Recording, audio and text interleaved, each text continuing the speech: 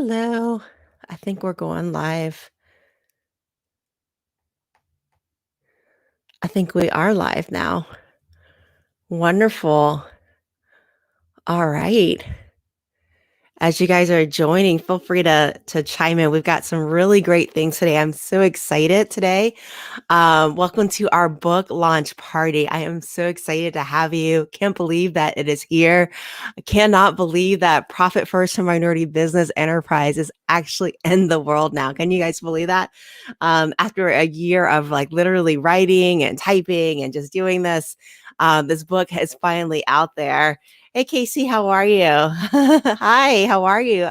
Hi, Jarrell. It's great to see you. But yeah, the book is finally here, and I am so excited. And today we have so much goodness for you, including some prizes. So we've got an exciting lineup for you guys today as we bring Profit First for Minority Business Enterprise in the world. We've already hit number one new release. I think we've actually been the longest running number one new release out there since January, but it is finally here. The book is actually being released.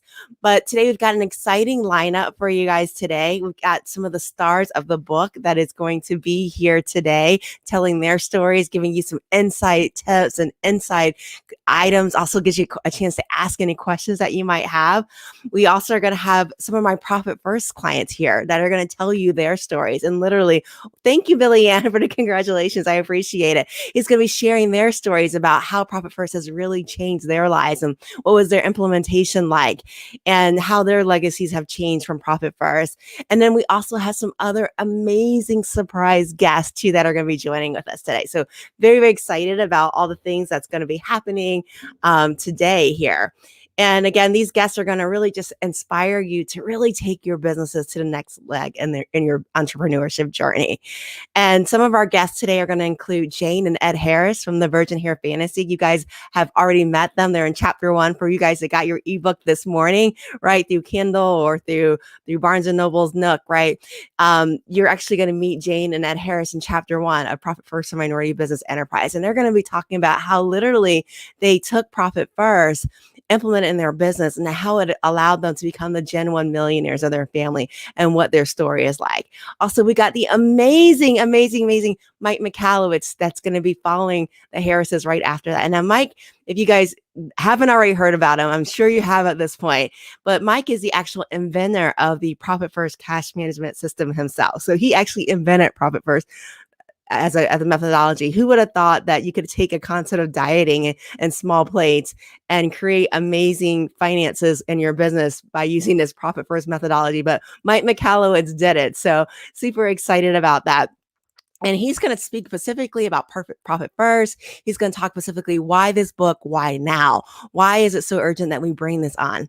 And then following Mike, we're going to have the brilliant Dr. Avis Jones DeWeaver that's going to be joining us. And you're actually going to meet Dr. Avis in chapter 6 of my book. So for you guys that got your copy today, keep reading. She's in chapter 6.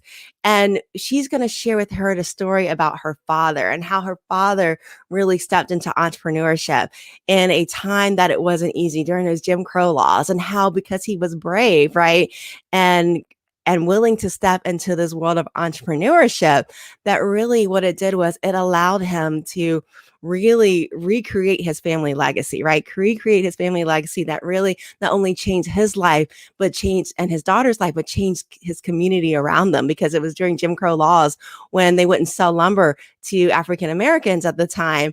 And they needed a lumber in order to build their houses, and how he was able to supply that lumber and really create a avenue for his community to be able to like build houses. And then after Dr. Avis, we've got my amazing friend and mentor, Ron Saharan, who's going to be coming in next. And Ron is the muscle behind the Profit First Professionals Enterprise. So he is going to come in and he is going to be sharing about Profit First and the physics of it and how we use these small plates to really work with our natural biological and psychological tendencies, right? Because in order to be successful in Profit First, yay, Bridget, you just bought your copy. That's so awesome. As you guys buy your copies too, let me know. We want to celebrate buying copies. So, what Ron's going to do is he's going to talk about, just really just how this concept of small plates and working with your innate psychological and biological makeup allows you to achieve your goals. So pretty big things that are going to be happening for you guys here on that. And then you're going to meet some of my amazing clients that are going to be here today. Literally they're going to be sharing their stories. They're going to be sharing about why Profit First, how they implement it. They're going to be also sharing their challenges as well as their successes. And literally, they're going to be sharing just how they did it, how they did Profit First with it. So I'm extremely, extremely excited about today and all the goodness. You guys can see the balloons behind me, so we've been in celebratory mode all day. And then as we move up in the rankings, right, because we're buying books, I'm going to also be sharing that too. So we're going to literally experience this all together. And also just because I love to reward participation, right? Because I love like feeding off of you guys' energy too, right? Love, love, love that. We've got some amazing contests for you guys today, just for being able to be here, be able to learn about Profit First Minority Business Enterprise, really rooting us on, as our street team. And so it's just out of the bag. We weren't going to announce this publicly, but I want you guys to know this. We have 3 Amazon gift certificates today, 3 Amazon gift certificates that we are giving out throughout the course of this party. Okay. 3 Amazon gift certificates, $50 each, right? Rachel's about to blow a gasket right now. She goes, I sold you 25. I said, no, we just upped the ante to $50. We're going to give 3 Amazon gift certificates today for the persons that win. Now, there are some rules to that.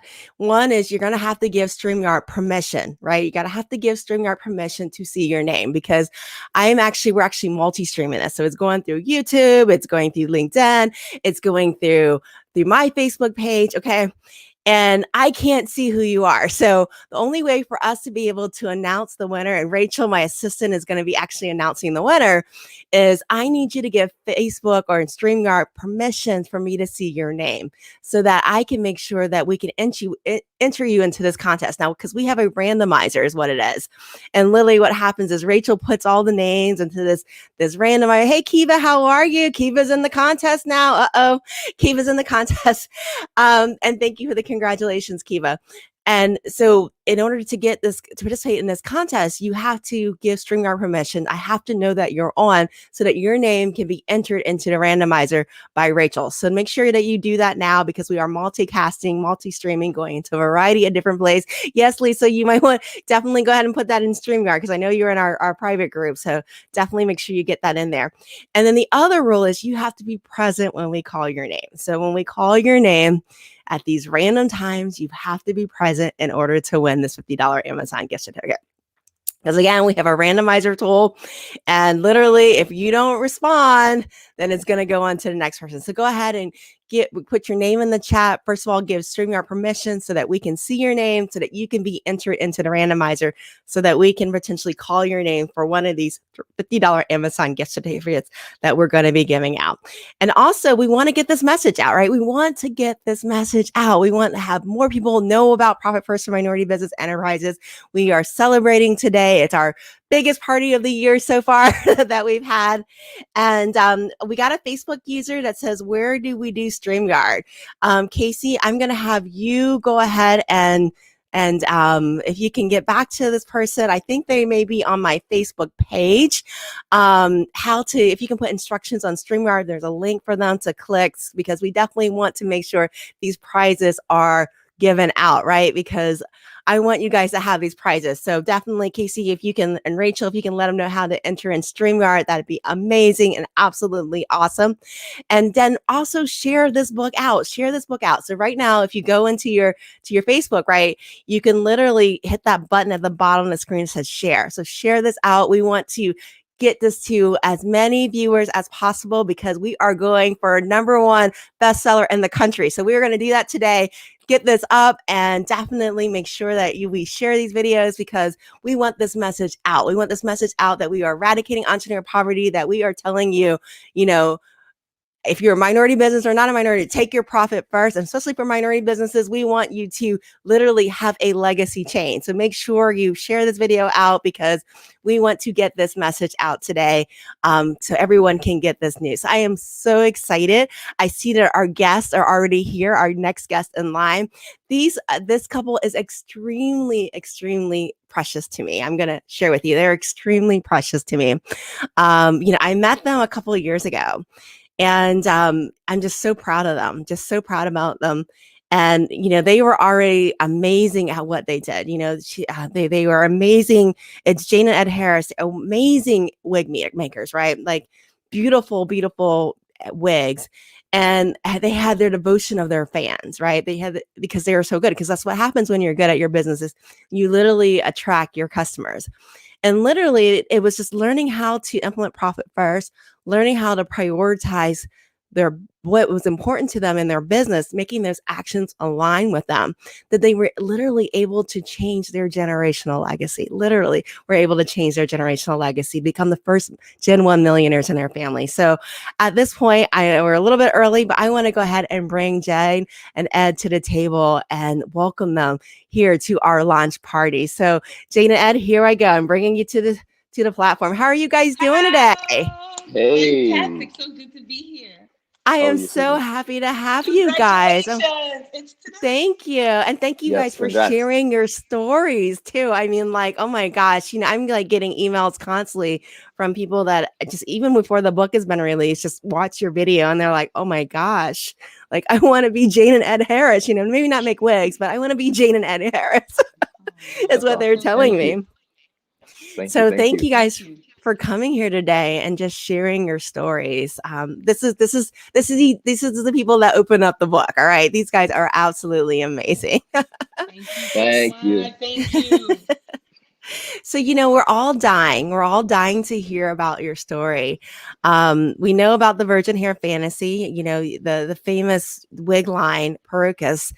Tell me about your business, why you started it, and also what led you to the path of profit first? We started making wigs, I think about 13 years ago. I needed a wig for myself, and I finally made one, and I saw how it felt and how it made me feel, and how it changed my entire life with just going to work and going to have drinks with friends. Like that little activity, hair was just such a big part of it for me. And I made a wig that I loved, and then somebody else saw it who was having the same issue and offered me money for it. And that's literally where the love for wigs started, because I can make money and I can make somebody smile, because she had this big smile I'll never forget. And I'm like, wait, whatever that is, I want more of that, because I have money in my hand and I have a big smile in front of me. So it just made sense. So I started doing it part-time and eventually started doing it full-time. But over the years, I think it was 5 or 6 years into it, I realized that what I loved doing wasn't in coalition with the kind of money I felt I should have in my bank account. And I just wanted to be comfortable. I just wanted to not play catch up. I wanted to be ahead. I'm like, there's got to be a better way. And Chef was like, you're right, there's got to be a better way. There's got to be a better way. And with that, Chef was like, I'm going to research. And he's like, I'm going to find someone. I'm like, where are you going to find anyone? And then we started reading books. And then we came across Profit First, and we searched. I mean, we talked to so many people. Who would you recommend? And money is such a funny thing. Like people, you don't want them to recommend their CPA. It was such a big deal. But then when we found you and we spoke with you, from that first conversation, I knew I had to make a change, and I knew I was in the right hands. So it was just from searching, knowing that we wanted to be more comfortable. We wanted to have more. I didn't want to make the same mistakes as my parents, because I had seen this before. I'm like, I've seen this path where they're working all these long hours and then all of a sudden they're in a situation. I'm like, how are you in a situation? You guys, I saw you making money. So I kind of felt that way with what was happening with us. I'm like, oh, nope. Nope. So we immediately went into trying to figure it out, and that's how we fell into your amazing hands. Yes. Well, it has been an honor to work with you and really see your, just you guys embracing profit first and really doing the work of what it takes to really be, to have your business work for you, right? And you see a couple of things that really just really hones down to me. One was, it started out of a need, right? A personal need. You wanted to Yes. have, a wig line for you personally, right? And Yes. and it became a natural talent for you, and how this natural talent naturally bloomed into something that, other people, it was meeting a need that other people had. I remember you telling me about your first client, Jane, and she was actually going through chemotherapy, right? Yes. So she was losing her hair, and this wig, literally gave her, self-confidence, right? When you're losing something that's precious to you, it gave you self-confidence. And just really for these entrepreneurs that are out there, just looking at what your zone of genius is, right? As Gay Hendricks says, right? Looking at your zone of genius, what are you good at? What is your natural talent? And really using that and going, how can I do what I love every day and have something that excites me in order to build in revenue, right? And because you're naturally excited, you're going to naturally be extremely good at it, just like Jane and Ed, right? Like, I watch your videos on Instagram. I'm telling you, they're like addictive, they're like so amazing, I'm Thank like, oh, I want you. to have that wig too, I want to do that. But it's literally doing what you love and just Yeah. expounding upon it, and helping someone else with doing that too. So that, thank you so much. That is amazing. And sharing that, that is really it. So tell me about, like, when you started implementing Profit First. Tell me about what was some of the biggest challenges that you faced with implementing Profit First. I think one of the biggest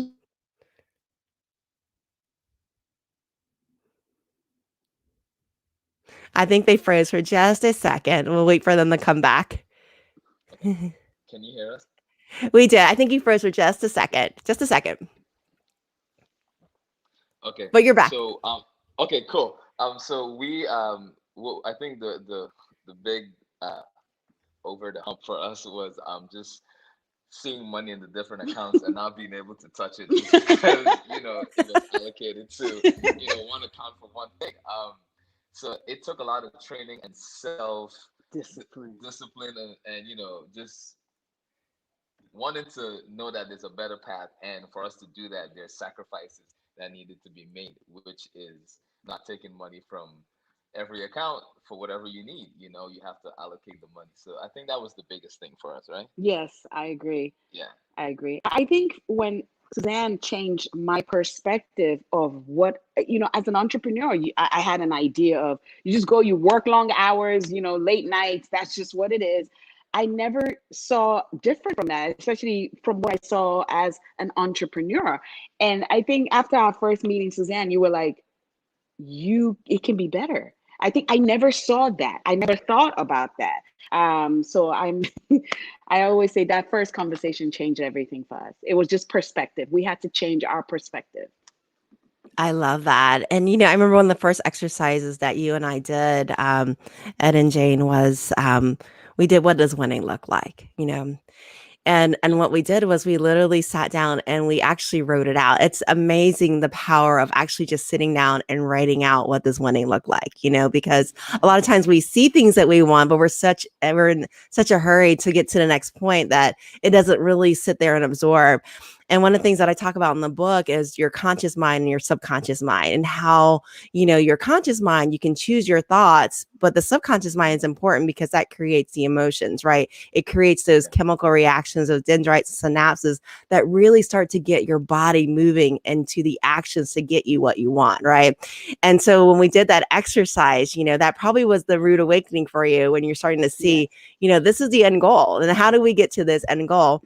And that's exactly how Profit First works. We literally work with your natural human tendency. So we create small plates, and it's physics, right? Right, Jane. Just like you said, if you move money to your profit account and you don't touch it, you're going to have lots of profit, right? It's going to accumulate and Exactly. grow with that. Yes. It's just how it's going to work. And so, tell me then, once you implemented Profit First, tell me about the victories. Tell me about the wins that you had from implementing Profit First. What were the game changers for you? Can I say one? Yeah. Like we started paying stuff ahead of time. Like it was the craziest thing. Like I never. It was always catch up. For me, it was like, okay, let's catch up. But for the first time, I could do things 3 months, 6 months in advance because money was already allocated to it. That was a huge, huge difference. Yeah. What was yours? I think for me, it was just knowing that we were paying ourselves, and besides paying ourselves, we still had money to operate the business. We still had money in profit. That was You unreal. know, that That was was unreal. I was like, this is not us. Like, this is yeah, crazy. But yeah, yeah. I love it. I love it. So really just seeing that increase in cash flow, not feeling like, okay, I have to like, you know, worry about bills because now I can actually pay my bills way on time and in advance if I even wanted to is the biggest thing. And how has that impacted your personal life? Like what was the big change in your personal life from doing this?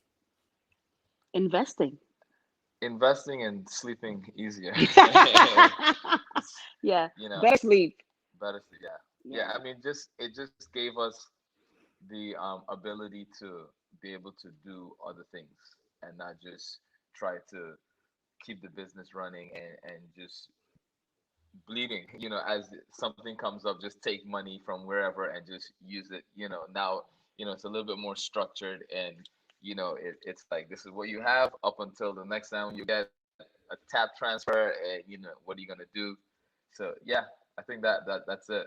I think for me too is just being able to, as a creative, I make money off of ideas of hairstyles, and that all that weight on my chest, worrying, I didn't even realize it was there all these years till it was gone. I'm like, oh God, like I'm able to create, come up with new ideas. I sleep better.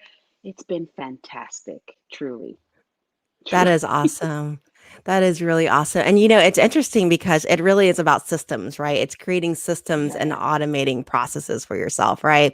So if you have a Yep. system where your profit is intentional, right? Because you're intentionally putting away profit, right?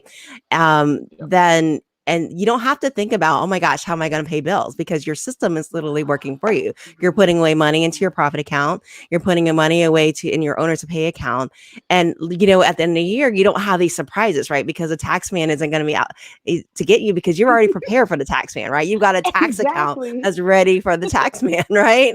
Yeah. exactly. Yes.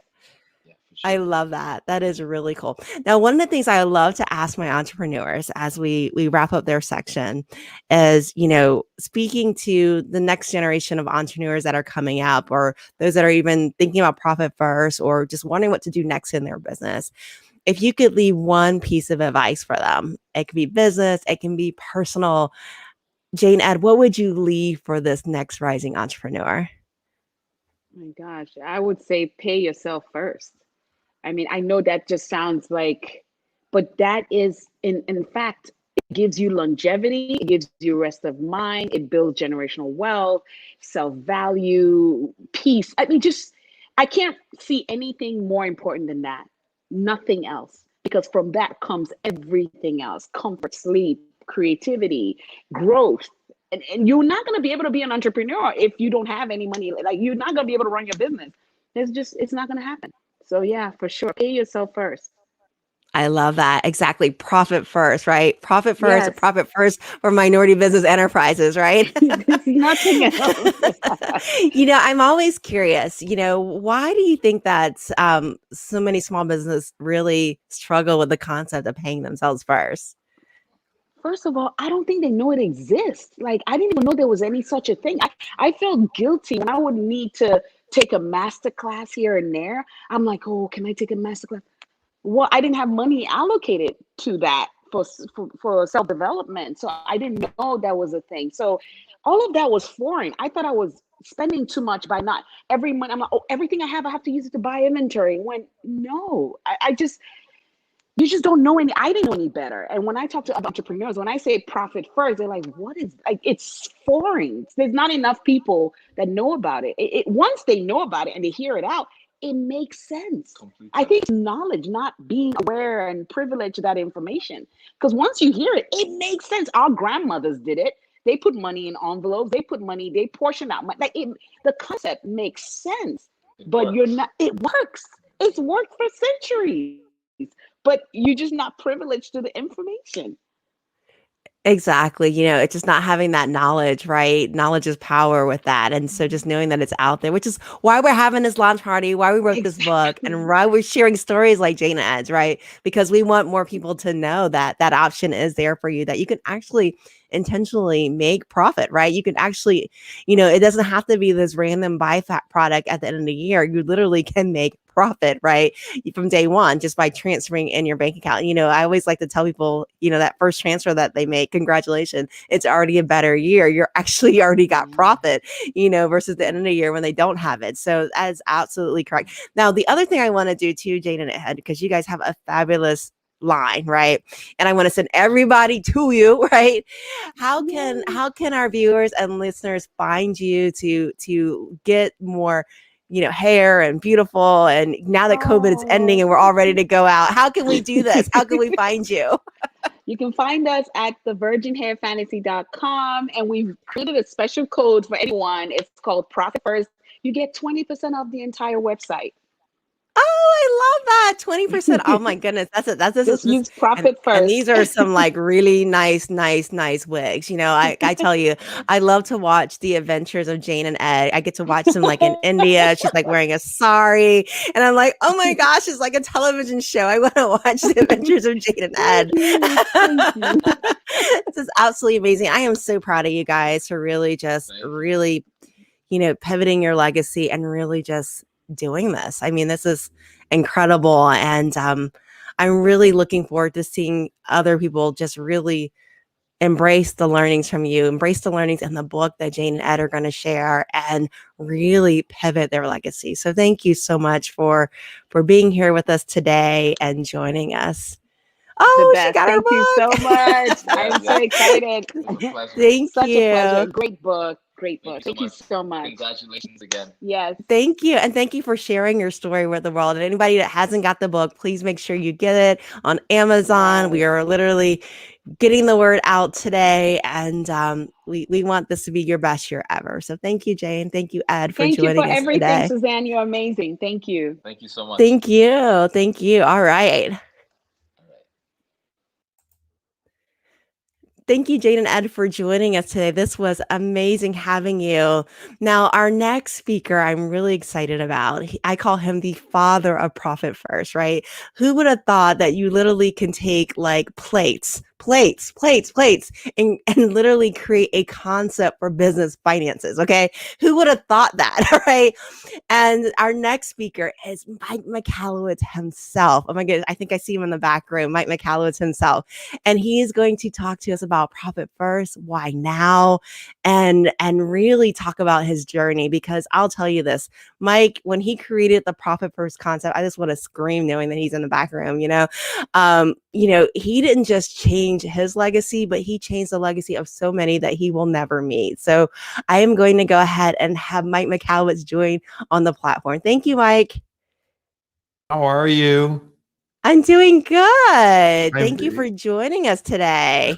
Thank you for writing an amazing book and congratulations. I'm just it was funny. I was just reminiscing this morning. First thing I woke up, I do think I have a Himalayan singing bowl. I don't know if you ever seen these things.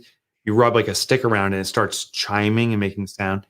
And so I put thoughts out to the universe. I pray. And I just I remember you and I talking now. This is a ways back. And like, I think I need to write a book, and I think it's for the minority business enterprises. And then think tank turned into belief.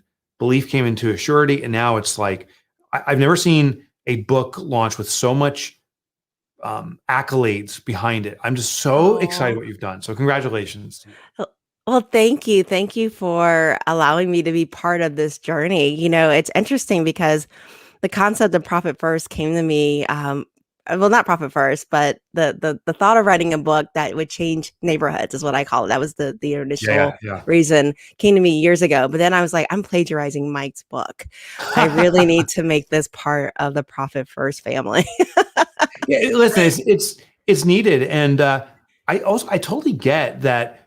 When I wrote Profit First, it is it's a generic platform. It works, but different communities need it in different ways and need to hear from different people. Um, business enterprises are going to have a difficult time hearing me saying, here's what you should do, because I haven't been there. I don't have the life experience. And you shared, actually, when I wrote the foreword, you and I talked, I interviewed you. I came to appreciate even more the challenges that you personally face and so many MBEs face.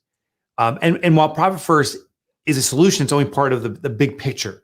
So I'm just thrilled that you wrote it. Even Penguin, I told you, Penguin was like, wow, this book is so needed. That's my publisher. And to hear them give that feedback was just assuring. Oh, thank you. So, Mike, let's talk about Profit First. Let's talk about Profit First. Let's talk about what made you want to bring Profit First concept into the world. Why was it so important? And what inspired you to do this? And then let's talk about why this book, why now?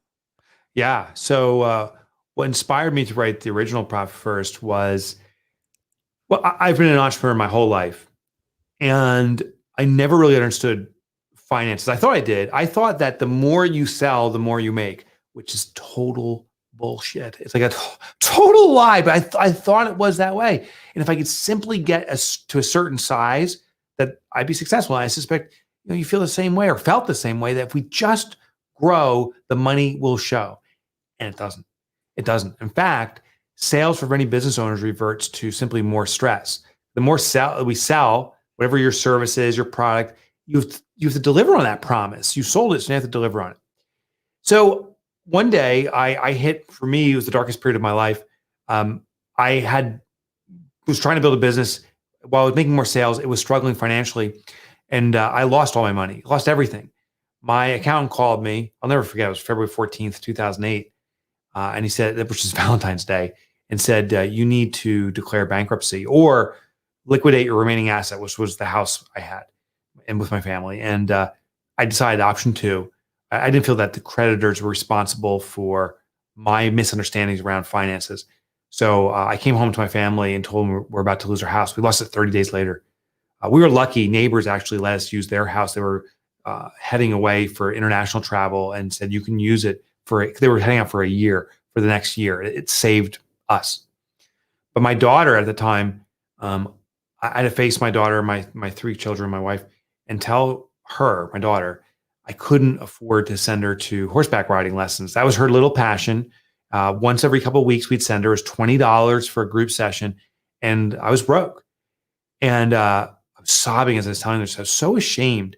Like, you and I, we are providers. As an MBE, you're a provider for yourself, for your family, for your community, for our globe, our world. And I failed to deliver on my number one commitment.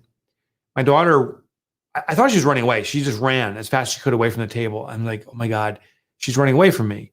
And I don't know, for the folks listening in here, what traumas you have experienced in your life, financial or probably worse. Like, there's so many versions of trauma. And what that triggers, though, is that feeling, at least for me, is to run away. Like, I just don't want to be here. And I thought that's what she was doing. But she ran to her room to grab her piggy bank. And this little 9-year-old girl comes running back to me. And she plops the piggy bank on the table and says, Daddy, since you can no longer provide for our family, I'll do it for us. And it was just like, I get emotional every time thinking about it, even though I've shared that so many times. It became the seed for change. And just to put a little bow tie on this, it wasn't like the next morning I woke up and said, I'm going to write Profit First. The next morning I woke up and said, I got to do something about this. But I started to drink a lot. I became an insomniac. I struggled, but at least it started the seed to seek it out. It took me years after that to finally discover the system, to fully have it employed for myself, and then write the book. And fast forward to today, I live by Profit First. It's been a life-changing experience for me. And I'm happy to say that as of, recently, we have over 600,000 businesses that have implemented Profit First. We believe there's hundreds, if not thousands now every day taking on Profit First. And with your book, Susanne, my gosh, now we're going to catch wildfire. So many more business owners are going to discover it. So that's the story of how Profit First came about. I love that. I love that. It's amazing just, the journey. I remember when I was reading your book for the first time, Mike, because one of the things that I think people will say is that entrepreneurship is lonely, right? Especially if Yeah. you're a successful business and you're scaling, at some point a lot of the peers that you are naturally around won't have a lot in common with you, right? Because they don't know what it feels like to be providing jobs, right? That you have to make payroll. You're responsible not just for your own family, but for all the families around you, right? To be able to make payroll. And I remember reading your book. It probably was like maybe 6 years ago, 7 years ago.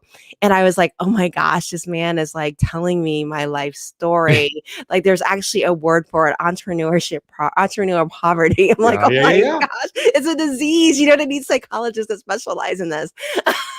um, but Yeah, it was it is like a disease. I just wanted to highlight something you just shared, Suzanne, is that it is really important as a fellow author that our job is to have a transfer of trust in a book. Just teaching a system is not enough. A reader has to say, oh, this system is for me. And the only way we're going to get there is to say, this author gets me. So the power of storytelling is that it translates into relatability. It has to be authentic and genuine, of course, but when that relatability is there, then people say, okay, this can work for my circumstances. And then believability comes from relatability. I just want to feature your book again. I just love what you've done and how relatable it is. Um, as I was digging into it, I was connecting with it, the story of your mom and dad and what you had to go through. The fact that as you have more and more success, the community around you that knew you in a different stage of your life no longer accepts you, the rejection you can experience. It is bizarre to finally live the American dream and then get rejected by the people who love and care for you. But we all have to know there's another community waiting for us. There's another group that wants your success. They want to join your success. They just may not be the ones you started out with. Oh yeah, definitely. And that's the great thing about business as you grow. You have to grow your circle. And there's a chapter actually in the book and where it talks about, going outside of your circle is, the people that you start with are not necessarily going to be the people that you end up with. Now, you don't want to desert your friends along the way, right? You're just going to be increasing your friends, right? Totally. And I know for me, at some point in my journey, it was important that, I didn't want any entrepreneur to ever go through what I went through, right? None ever again. I don't want anyone to ever go through entrepreneur poverty. And joining Profit First Professionals was extremely important in that next leg of the journey, right? Because now, I wanted to be part of a group that was all on board and eradicating entrepreneur poverty, right? Totally. That was the next part of our journey. And so that's where I got to meet the wonderful Mike Michalowicz, who actually wrote the book, which was really pretty cool. I think what's cool is we all have the opportunity to build our community too. So I want to put a bold ask out there for everyone listening in, live or recorded. Right now, I want to ask you a favor: buy 3 copies of Suzanne's book. I'm actually going to go buy more copies. I bought my copies this morning, first thing when I opened it up at 8:00 this morning. But here's what you can do: buy a copy for yourself, of course, but also identify 2 other entrepreneurs that you can give the books to, and then do this as a book club. Do this as a team. Now you're supporting each other. To me, Suzanne, it's like a gym membership. There's 3 ways you can get things done. You can go to a gym by yourself, and sadly, the month of January proves that doesn't work so well. People make that resolution, but it's hard to have the stick-to-itness. The other thing is to have an exercise partner. When you collaborate with another person, now the 2 of you are doing this together, and the day it's raining out and you don't want to go, the other person's like, come on, let's do this. Now you have a support buddy. But the other thing is the community. That's the third thing. When you have a group of people that expect you there, now you have the power of community. It's not just one other person rah-rahing you on. It's an expectation among others. Now you have the whole gym glowing. You see your regular friends. You go there because it means more than the exercise itself. And I think that's what we can all do with Suzanne's book. So if you haven't got your copy yet, or maybe you did get one copy, I just want to boldly ask, because it will serve you, and honestly, it serves Suzanne because it spreads the word. Get 3 copies of Profit First for MBEs right now. Give them to 2 other people. And if you already have your own copy, give it to 3 other people and start that tribe of people who are committed to Profit First along with you. And honestly, it also supports Susanne. Suzanne, I know you've put so much work and effort into making this the best book possible, and it is. It is extraordinary. When you buy multiple copies of Profit First for minority business enterprises, what will happen on Amazon is it triggers the Amazon algorithm, sees books moving, and Amazon, the algorithm is a money machine. If it sees books moving, it starts marketing to other people to sustain that momentum. So it supports Susanne too. So that's a great way to get the tribe going. It's a great way to support Susanne. And actually, as we're doing this, I'm buying more copies right now. I'm a man of my words. Yes, thank you, Mike. This is awesome. More copies. Yeah. This Listen, is I got a lot absolutely of friends that wonderful. can use it. So I'm all over it. Thank you. That's just so awesome. Thank you, Mike. I definitely appreciate that. While Mike is buying more copies, I'll give him a second before I ask him my next question on You that. can do it. I just want to see how you're ranking. Oh yeah, the book is moving, but I am buying more. Add to cart, Yes. 23. Okay. I just bought 3 more because I can think of at least 3 more people I can give it to. So now I got 6 today so far. Love Thank it. you. And also we have some amazing bonuses too. Today, if you buy 3 books, just like Mike did, just like Kiva just purchased 3 books, I saw in the chat. Yes. If you buy 3 books, we are going to have an invitation for you. We're going to have a ticket for you to actually meet in a private Zoom room with Mike Michalowicz and I. Literally, we're only limiting the number of people that we're going to allow to enter to what can fit on one screen, because I get social anxiety when I see like 2 or 3 screens and I can't see what everybody's doing. Yeah. So literally, if you buy your book today, 3 books of this, you get entered into a bonus where literally I'll be able to have a private interview, and you can ask Mike and I questions about the book. You can ask us about writing a book. You can ask Mike about his next book. Literally for buying 3 books today, it's an investment, right? It's an investment into your career. So definitely consider getting these 3 books so that you can get into the room, as they say in the play Hamilton, right? The room. It's all about the room, All right? about the room. Yeah, right. They do that in Hamilton, which is a great play. You know what? 3 books. It costs $70. It just came up. It's shipping to my house. Actually, I don't even see the price anymore. But it was $70. Could you imagine for $70 you get to ask any questions you want and get the answers and implement this? What if you could make an extra $1,000 a month every month for the rest of your life? Is that worth $70? Well, I suspect you will. And that's like the minimal return when people implement Profit First. There's some businesses doing tens of thousands of profit every single month. So don't miss on the opportunity. And I'll tell you, when you do get the book, you got to read it and do it. That's the key. Having knowledge sitting on a shelf is of no value. Having knowledge you execute on is everything. So get it and do it. And it's the room, right? It's being able to increase that circle. So definitely Yeah. being able to ask Mike those questions is a You'll have some priceless fun. opportunity. Exactly. I have one more question for you. One more question. When we first talked about this book, I loved your enthusiasm about the subject, Profit First for Minority Business Enterprise. And I also know that it's a highly controversial topic, just the fact that we're even doing this, right? Tell me about why this book, why now, Mike?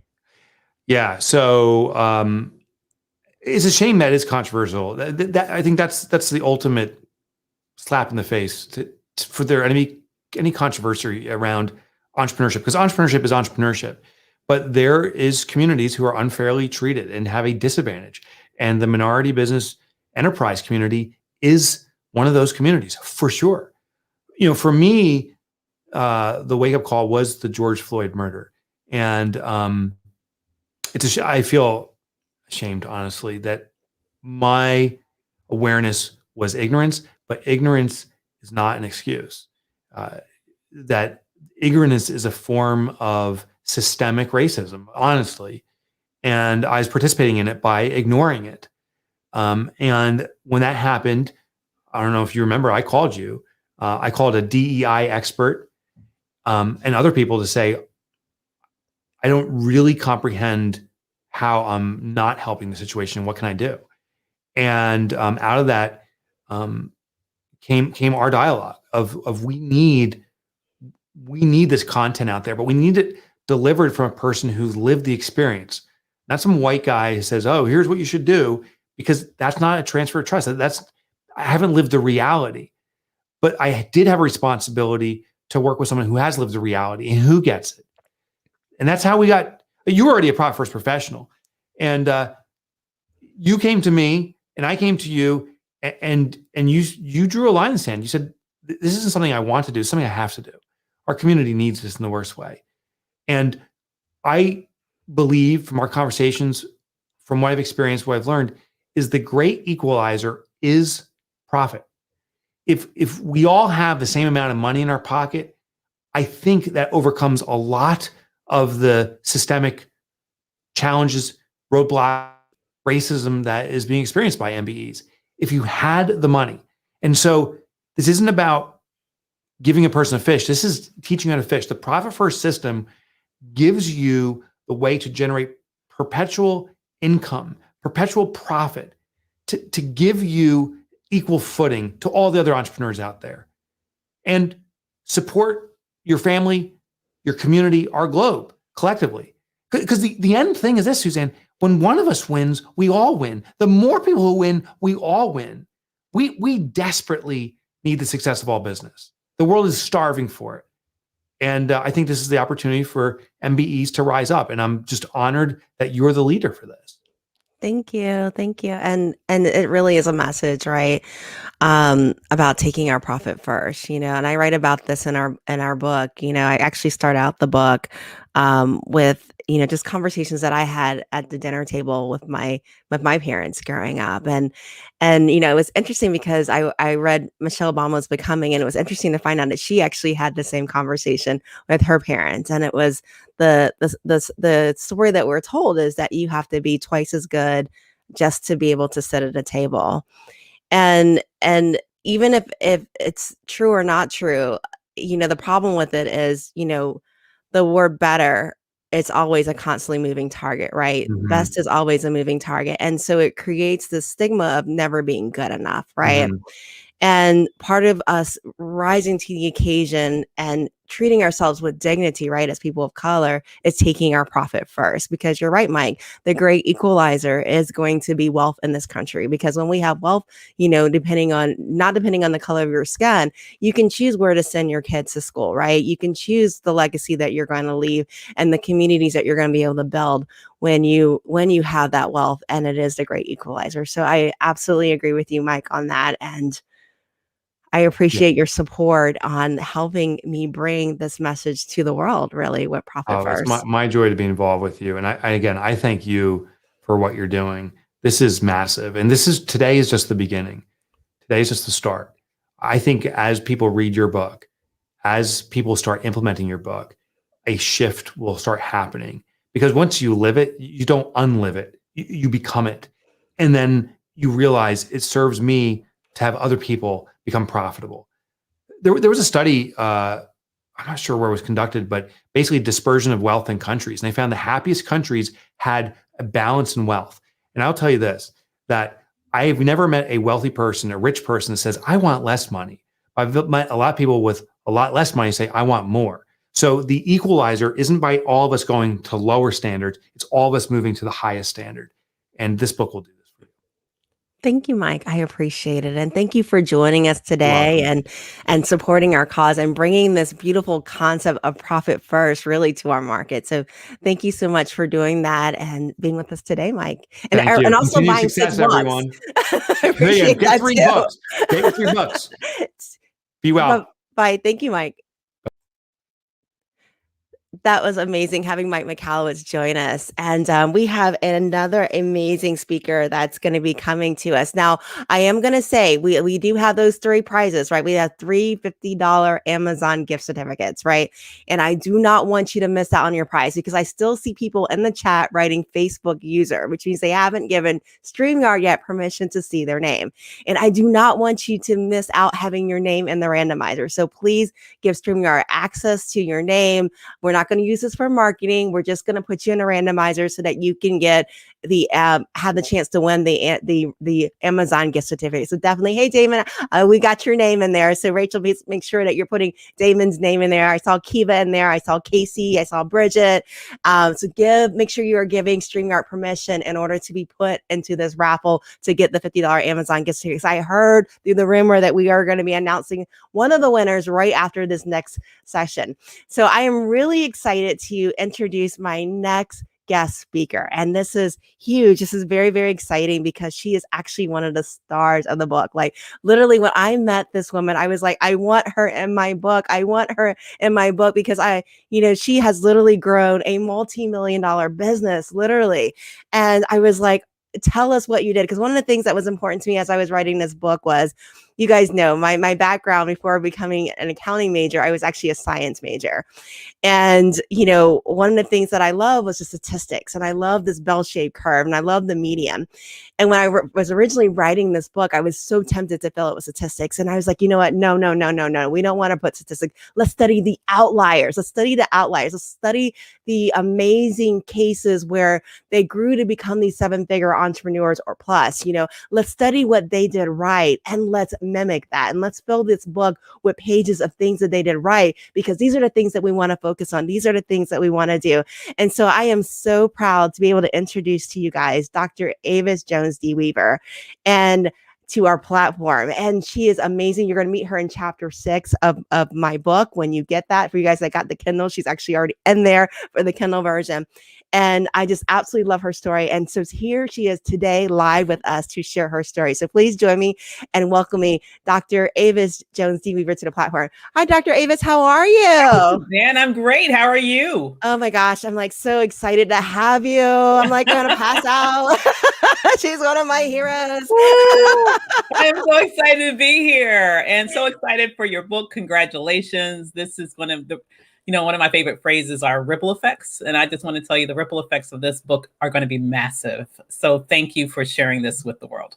Thank you. Well, I am so excited to have you. And just, I was even more honored to be able to write your story because it was just an amazing, touching story. And I could tell it again, but you know what? Instead, I'm going to have you tell us the story of your entrepreneurship journey. Absolutely. Well, thank you. Well, I am a second generation entrepreneur, actually, the daughter of a gentleman who grew up in the Jim Crow South. And it seems like it's kind of a good story to tell today because we're just reflecting on issues of race and institutionalized racism. So he grew up in the Jim Crow South. Son of sharecroppers, and that means that he was also a sharecropper as a child, only had access to a second grade education, but made the decision when his father passed away at my dad's early age of just 14 that he would take up the mantle and be the revenue generator for his family. And so he understood the exploitative nature of the sharecropping system. And so he made a decision at 14 that actually helped pave a path for me and be the basis of the inspiration, honestly, for my entrepreneurial journey decades before I was born. He decided at that young age at 14 that he would never again work for anyone else. And so he lived up to that word. He ended up growing a business, having a lumber company, employing all 7 of his brothers, employing a couple of other dozen members of the community. And he did that every week while he paid his employees. He also wrote out a check and took care of his mother for the rest of her life. And so from a very early age, I understood the power of entrepreneurship. I understood the potential of entrepreneurship. I saw this man with a second grade education build a business that allowed me to go to college completely debt-free, all the way up to a PhD, based on the strength of an entrepreneur with just a second grade education. And so when I got to the point in my life where I was sort of in a very interesting job crisis, where I found myself in what I thought was my dream job, and then ultimately having to take a left turn at Albuquerque when I found out some funny business was going on there, I decided to sort of step out on faith and start my own business. And really, it started by me sort of thinking about what are my assets? What are my core assets? I knew that one of my assets where I had a skill set that was monetizable. I knew that I could be a consultant based on my years of background in the Washington, D.C. area as a policy analyst, researcher, and things of that sort. But I knew that wasn't my only asset. My second asset was that I had built a great network over the years. So I knew I had people that could at least serve as my initial clients just to get started. But everybody knows that when you have a business, it's not just getting started. If you want to grow a business, more people need to know you tomorrow than who know you today.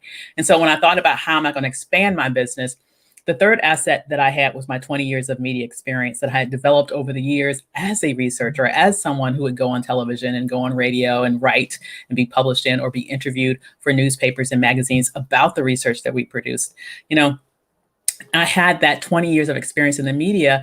And now as an entrepreneur, I decided, hey, maybe I can take that experience in the media and leverage it now, not for another business or another nonprofit in order to expand exposure for what they're doing. Maybe I could turn the spotlight to my business. And so that's exactly what I did. I developed a system to help leverage the power of the media very strategically as a marketing tool for my business. It helped my business to grow to breach the 6-figure level in my first 9 months in business. And since then, I've not only used it to continue to grow my business, I've also learned how to teach others how to do this too. On the strength of that, I've built a multi-million-dollar business that helps others do the very same thing. So that's my sort of little brief entrepreneurial journey with regards to how I was able to make this shift. And it's just been an amazingly rewarding and incredible ride. I love that. So you guys are seeing a trend here, right?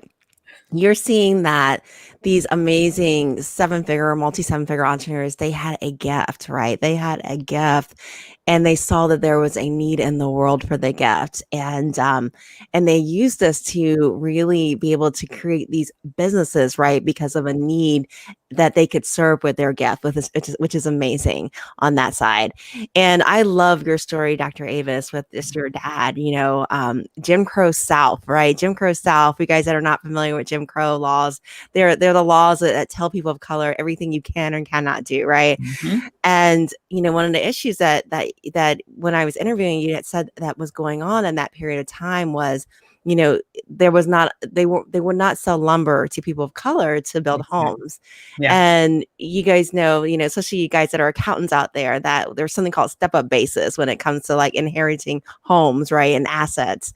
And what that means is when someone passes away, you inherit it at market value on the date of death. So even if you bought it for hundreds of thousands less, literally it is worth the value of date of death. So literally you're building generational wealth by creating these homes then. So really that's what Dr. Avis's father was able to do for that.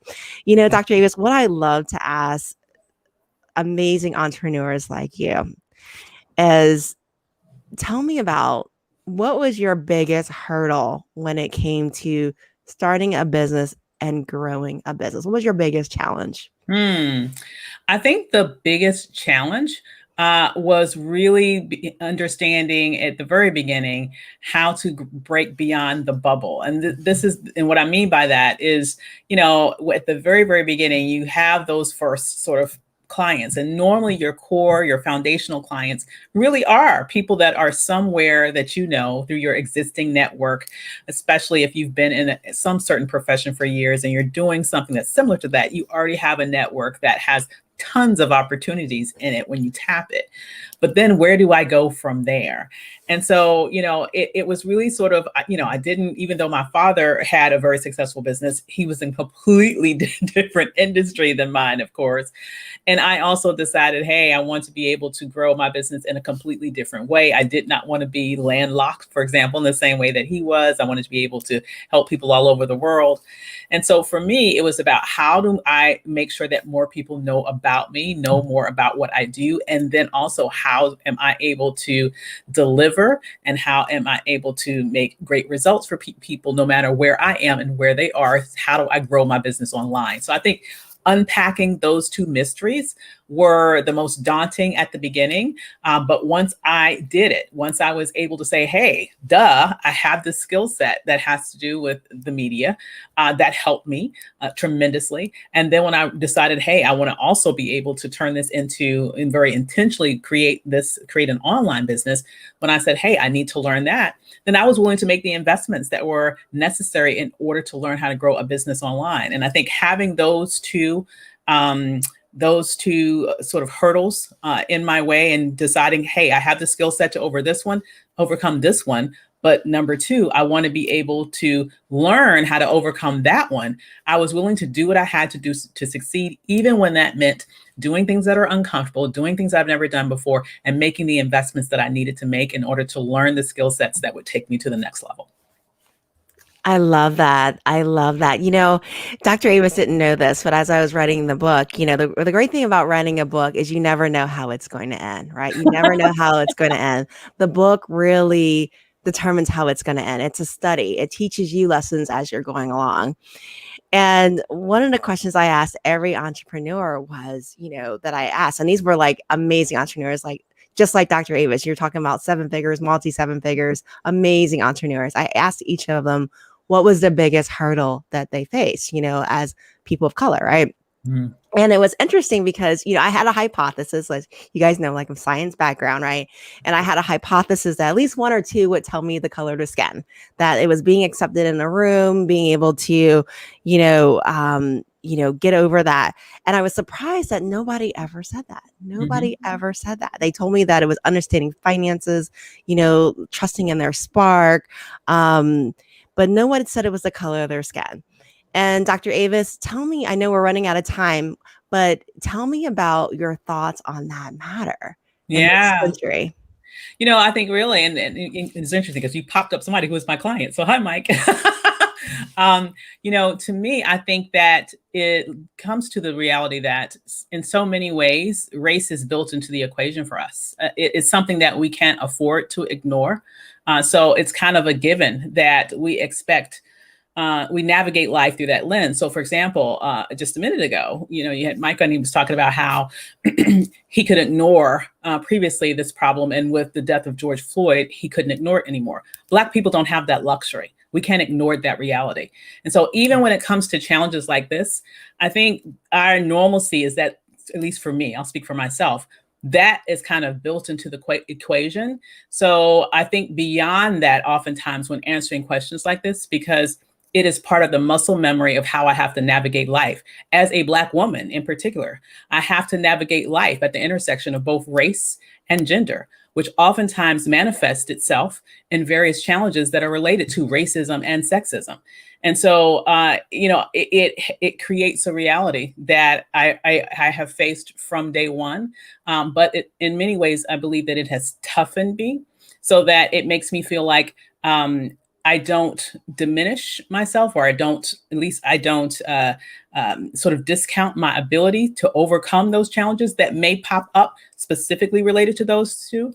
I think over the years, what it has given me is a faith in myself that in spite of what hurdles are placed in my way along this path, I know that I have within me the ability to get over those hurdles, to get around those hurdles, to go straight through those hurdles if need be, because I have built a level of resilience based on past experiences that I've not only had in my lifetime, but also for those ancestors that came well before me. I know that if my father was able to, in the Jim Crow South with a second grade education, build a legacy through the business that he built with all the disadvantages that he faced, quite frankly, there's no excuse for me not to be able to do the same today. I love that. It's resiliency, right? It's resiliency that we are going to do what we're going to do in spite of, right? Exactly. I love that. That is Exactly. amazing. And Dr. Amos, you did tell me during our interview too that you actually used the profit first system in your business. Tell me about that. Oh my God, it's so liberating. It is so liberating because I could have mentioned a number that was a challenge also at the beginning. It's just the issue of, the book sets it up so well, because the reality is that with the way most of us manage money in our businesses at the very beginning, it really does feel like, bad to use this term, garbage in, garbage out. It's not garbage, but money in, money out. It's like money in, money out. And I think the profit first method really helps you understand in a very simple way how to manage your money in a much more logical way, but allows you to also get the benefits from the work that you're doing. As an entrepreneur, you're working hard. You deserve to benefit from the profits because of your labor. I love that. I absolutely love that. So profit first, entrepreneurs, MBEs, take your profit first, right? Take your profit first. Absolutely. And I also want to ask Dr. Avis, Dr. Avis, she specializes in not just media placement, but how to monetize the media. I mean, being Yes, in the right place at the right time in the right media. And absolutely. I have sat in on some of her master classes and they are amazing, like in terms of like Thank how to you. monetize the media. And I mean, I can't recommend her enough. She is amazing at what she does. Thank you. Dr. Avis, how do we find you? How do we work with you? How do we learn how to monetize the media? Well, you can learn how to do that by joining me at my next masterclass. I hold these periodically, and my next one will be coming up next month. So it's very simple. You can go to perfectmediapitch.com. That's perfectmediapitch.com. After you spend 5 days with us, we'll help you craft that perfect pitch that you can go and immediately put to work for you and your business. I love that. Thank you, Dr. Avis, for joining us. Thank you for being part of this book's journey and Absolutely. really just inspiring us to be more and build that resiliency to tackle our goals in spite of. Absolutely. My pleasure. Thank you, Thank Dr. you. Avis. Thank you. All right. So thank you, Dr. Ava. She is absolutely amazing. And I have great news. It's time for one of our prizes. Yes, time for one of our prizes. I'm a prize person. I love prizes. And so I am going to hand over the platform to Rachel Fragg, my wonderful assistant, who is going to name the winner of our first prize. Thank you, Rachel. Drum Thank you. roll. All right. Our first winner is Kiva Slade. $50 Amazon gift certificate. Go ahead and I will reach out to you later and get your email address, and Suzanne will go ahead and send that out to you later. Congratulations. Congratulations, Kiva. $50 Amazon gift certificate to Kiva Slate. Congratulations, Kiva. And thank you for your support and being here with us today for our launch party. Again, if you are joining us, we have 3 prizes, $50 Amazon gift certificates. Yes, Kiva, you won. And it's true, you won. So Rachel's going to go ahead and reach out to you. She's going to get your email address because we're doing everything like touchless right now because of COVID. And she will reach out and give this gift certificate to you. So I'm so excited about that. Congratulations. Anyone else that wants to participate in our raffle, we use a randomizers because we want to make sure it's completely random. Make sure you give StreamYard permission to see your name so that you can absolutely be eligible for this. And we will go ahead and select you and then get your name into the randomizer so that you too can be selected. So go ahead, make sure you comment, put your name because we don't know you're there. Make sure you go ahead and go into StreamYard so that we can get you into our randomizer for a drawing for $50 Amazon. We still got two more left. So my next guest, I am so excited about. His name is Dr. Orlandis Wells. He has been one of my clients for the last year or so, and I have been so honored to be able to work with him. By the way, he just had a birthday. So if you guys want to wish him a happy birthday in the chat, that would be amazing. And I want to bring him on because one, I am super I just admire everything that he does. Seriously, admire everything he does.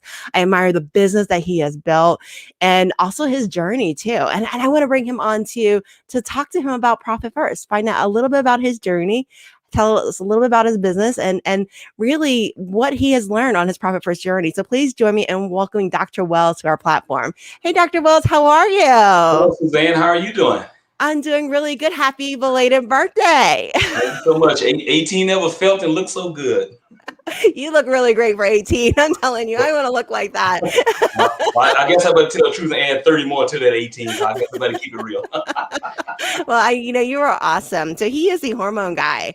And like literally he treats women that are like in my age, with hormones so that we can stay young. He's the fountain of youth, right?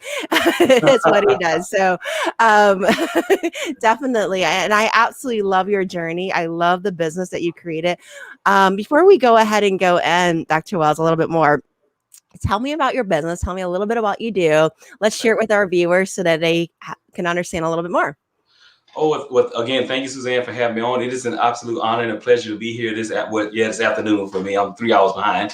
But my name is Orlandis Wells. I am a board certified obstetrician and gynecologist by medical trade, but I kind of got out of that business about 10 years ago and decided I wanted to do the hormone thing because after my illness with my mother, myself, and just patients I just couldn't get better with all the medical training that I had acquired. I'm like, this is not what I signed up for. It has to be something else that I can do to help people to have a better quality of life. And so I just went on this journey. I learned about hormones. I tried them with myself, my mother, my wife, my patients, and they were getting better. It was out of the box, non-traditional thinking, and that's why I ended up doing that.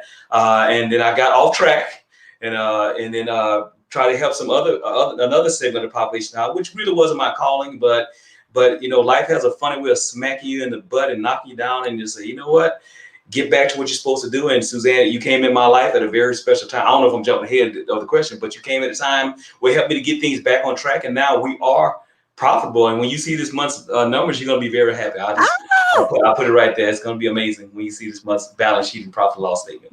And cash flow statement, right? I absolutely love that. I love when I get to watch my clients take their quarterly bonus. It just makes me just want to shout for them. You know what I mean? And I love when they like send me pictures of them on vacation too. That just totally makes me happy. So Dr. Wells, tell me what brought you to your Profit First journey? What got you started on this journey of Profit First? It's amazing. In medical school, you probably heard it a lot. They don't teach us business. Then it's almost that old hang your shingles and you build it, they'll come. That's not really true. And I just knew from working with a big corporate group before and then going on my own, there was some things I needed to know about business. So I would just basically run my practice is if it's in the bank account, we got to know we can pay the bill. So I guess we're profitable. We got money to pay it. But I knew deep down that wasn't a great way to run a business. So I always was interested because I want to be the best entrepreneur, business owner I can be to make better decisions. And so I sought out mentors and things like that. And I ran across Profit First, Michael Michalowicz's book quite a few years ago, and tried to implement and get a Profit First professional. It didn't work out here in Vegas. And so, like I say, you came into my life at a time I like, things are shifting, it's transitioning. It was something about your presentation. We did just something like I just feel like I can trust you. And I say, I'm gonna give this thing one more try. And in Louisiana, we say, I'm gonna try one more again. So give it at least one more try. And then to me, it's just been a blessing ever since. So I love the Profit First lifestyle. I feel like I'm a better business owner, entrepreneur, because it's good to pay your bills, but it's good to take your profit out first and just know that's going to be waiting. I can't wait till next month, April, May, June. Yeah, July, I'm looking for a great distribution come July. So I'm excited. That's how I got started. That is awesome. And my heart always takes a flip when I meet entrepreneurs like Dr. Wells.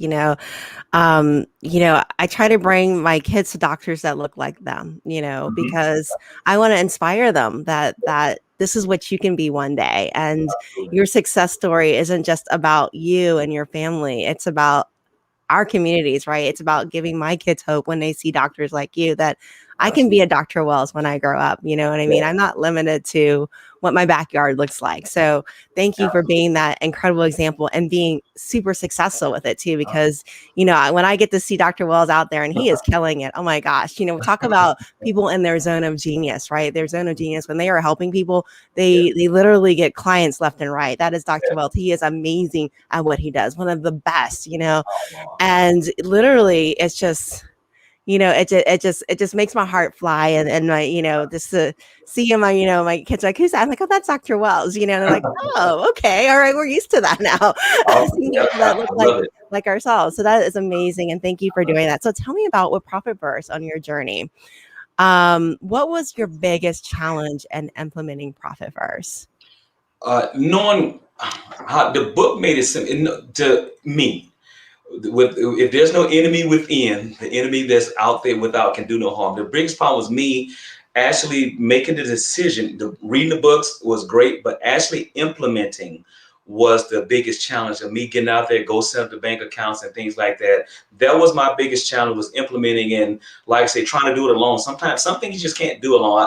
You need some help, and it's okay to get help. And so that was my biggest challenge, was the implementation and trying to figure out how to work through the percentages, the taps and things like, okay, it seems simple, but it's simple. It's just not easy if you don't know what you're doing. So my biggest thing was me implementing the steps. And once I got with your company, with you and the group, man, it's just been amazing. It's crazy. It's just been awesome.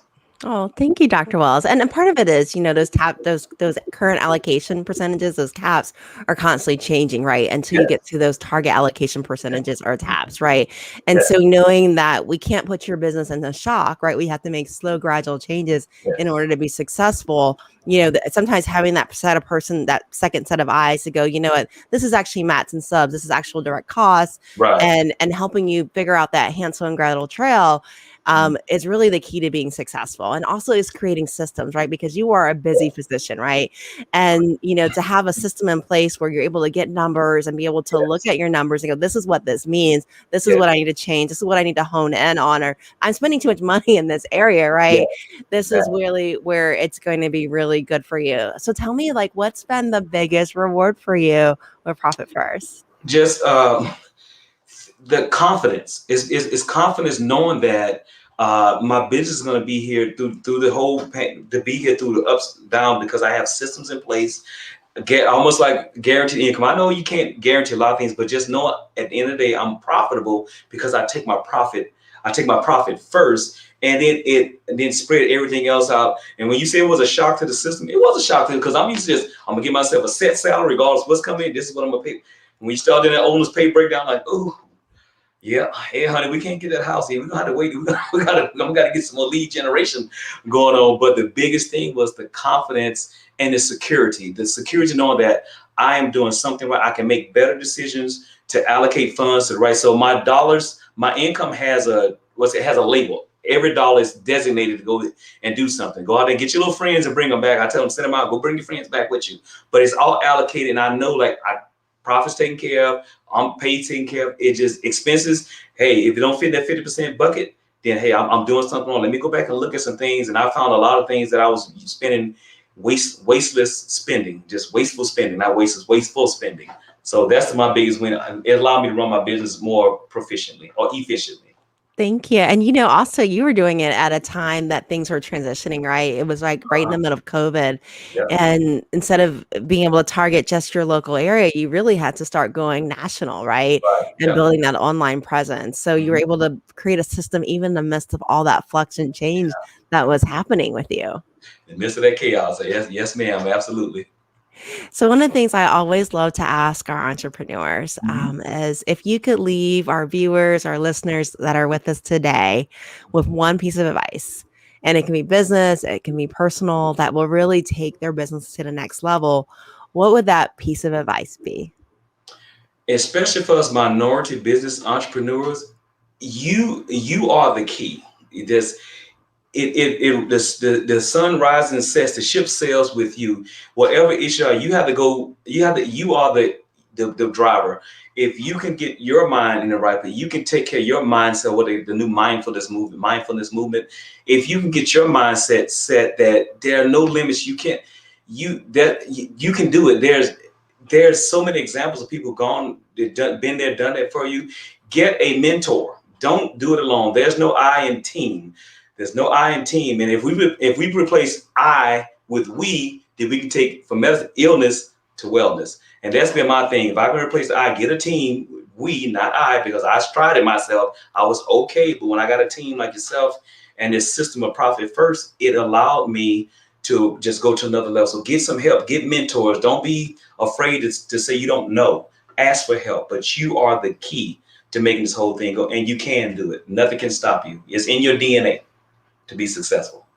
Thank you, Dr. Wells. And it's an interesting concept that you brought, especially in a scaling business like yourself. When you're no longer the party of one, at some point we all have 24 hours in a day, right? True. And nobody gets more, right? We got 24 hours a day, 365 days in a year. And some of us might get more years, but we don't get more hours in that a given specific time set. Right. And how we magnify our hours, right, is by the power of the team, right, and Yes. scaling. And I'll tell you, I don't even do my own bookkeeping. I have people that do bookkeeping for me, you know what I mean? So, it really is about leveraging and knowing who you're entrusting it with, and really being able to allocate your resources in order to grow your business. So Absolutely. very golden nuggets of advice, Dr. Wells, on that. So thank you for sharing. Amazing. Welcome. Now, I do have one more request from you. Yeah. Anything. being the hormone guy that helps women like me that are getting towards our middle age, right? Mhm. Yeah. How do we contact you? How do we find you in order to work with you? Well, my website, www.hormonetherapyinstitute.com. We can be reached there. Our phone number is area code 702. We're in Nevada, 568-6108. And with the thanks to COVID, we do a lot of telemedicine. So we are able to reach nationally with the internet and Zoom and all the HIPAA compliance things we have to do. So yeah, so it's easy to get in touch with us, and we love to help you out. Love to help you live your best life now. I love that. And it's one of my favorite topics, adjusting to the newest environment, right? Where, it's easier actually now just to be able to contact your physician right over Zoom than it Absolutely. is. So, definitely the opportunities have opened up to a nationwide or nationwide platform with that. Yeah. And Dr. Wells, and I don't think he mentioned it, but all his like hormones are like organic, right? They're not like, Yep, natural yeah. hormones. Mm-hmm.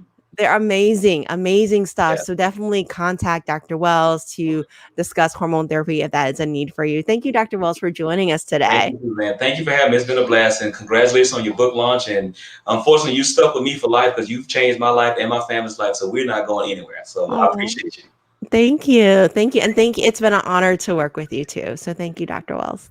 Honor's been mine. Thank you so much, Susanne. Thank you. Thank you, Dr. Wells, for joining us on that. Now we have another guest that's here with us today. And he is actually a friend of mine as well as a mentor. And it is a real honor to be able to bring him on. He is actually the co-founder of Profit First Professional. So he is Mike Michalowicz, business partner, and his name is Ron Saharian. So please join me in welcoming Ron Saharian to the platform. Hey, Ron, how are you? Susanne, how are you? Great. Oh my gosh, I am so excited for you and everything that you have going on. I can't believe I'm here. I don't have a doctor in front of my name. I mean, talk about some wonderful guests and Dr. Wells' wonderful story. I mean, that is awesome. And that's He's what it's about. amazing. Yeah. So thank you. Congratulations. He is absolutely amazing. And it's amazing how a system that you and Mike have has changed so many lives, right? Literally changed so many lives. I always say lives that you will never meet, it has literally changed lives. And the impact that you guys have had in this world will go generations down, right? That it'll be unimaginable the impact that you had just because you were telling us to take profit first. So definitely Well, amazing. well, thank you. But it's not because of Mike and I, it's because of our members like you. You are the one that is making it a reality for a lot of people out there, a true reality for a lot of people out there. So if Mike was here, I'm sure he would say, thank you for doing what you do. And thank you for all of the Profit First professionals to do because of what they're doing. Thank you. And we have great mentors like you, right? Great mentors. So that's I'll how take we're it. able to do it, because when we join Profit First, we actually get extra training that's outside of the book in order to really implement with our clients, because every client is different. Every client has a different situation, a different industry. And so we literally have to tailor the process to meet that client, right? And if potentially we haven't worked in an industry before, there's always that feedback like Ron, being able to go to Ron and go, hey, how would you tailor this to this particular industry? I remember when I first started in staffing companies, it was a real big help, being able to tap into your brain from that standpoint, Ron. But yeah, no, absolutely. I mean, the book is the tip of the iceberg, if you will. And what Susanne has learned and adding to is below the waterline, right? And so what Suzanne's able to do is to architect the cash flow in the bank accounts in any business to, one, not only alleviate the pains, but achieve the wants. The wants. Right? Everybody's focusing on the pains. Yeah, we can fix them. Let's fix them. But the business is the number one wealth generator for the owner. All right. This is a wonderful opportunity. And to have a well-oiled company running well while you're paying yourself, having money for Uncle Sam, regardless of your liabilities, and a focus on profit, man, that's so important for the survivability of all businesses. So I want to ask you, Ron, tell us about Profit First. Why Profit First, and why is it so important? Sure. So, and we've had this conversation in the past before.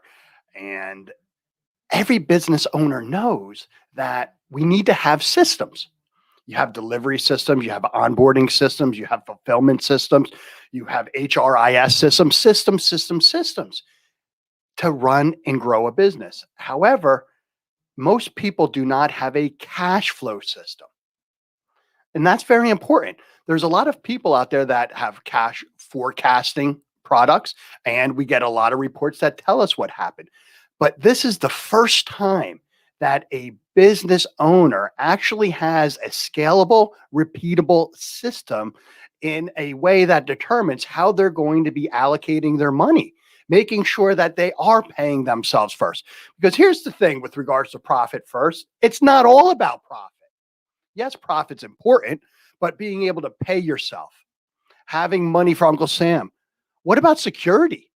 Right? This pandemic stinks, but we have regional disasters all over the United States, right? California's burning, the Midwest is going to flood, Hurricane Alley up the Gulf.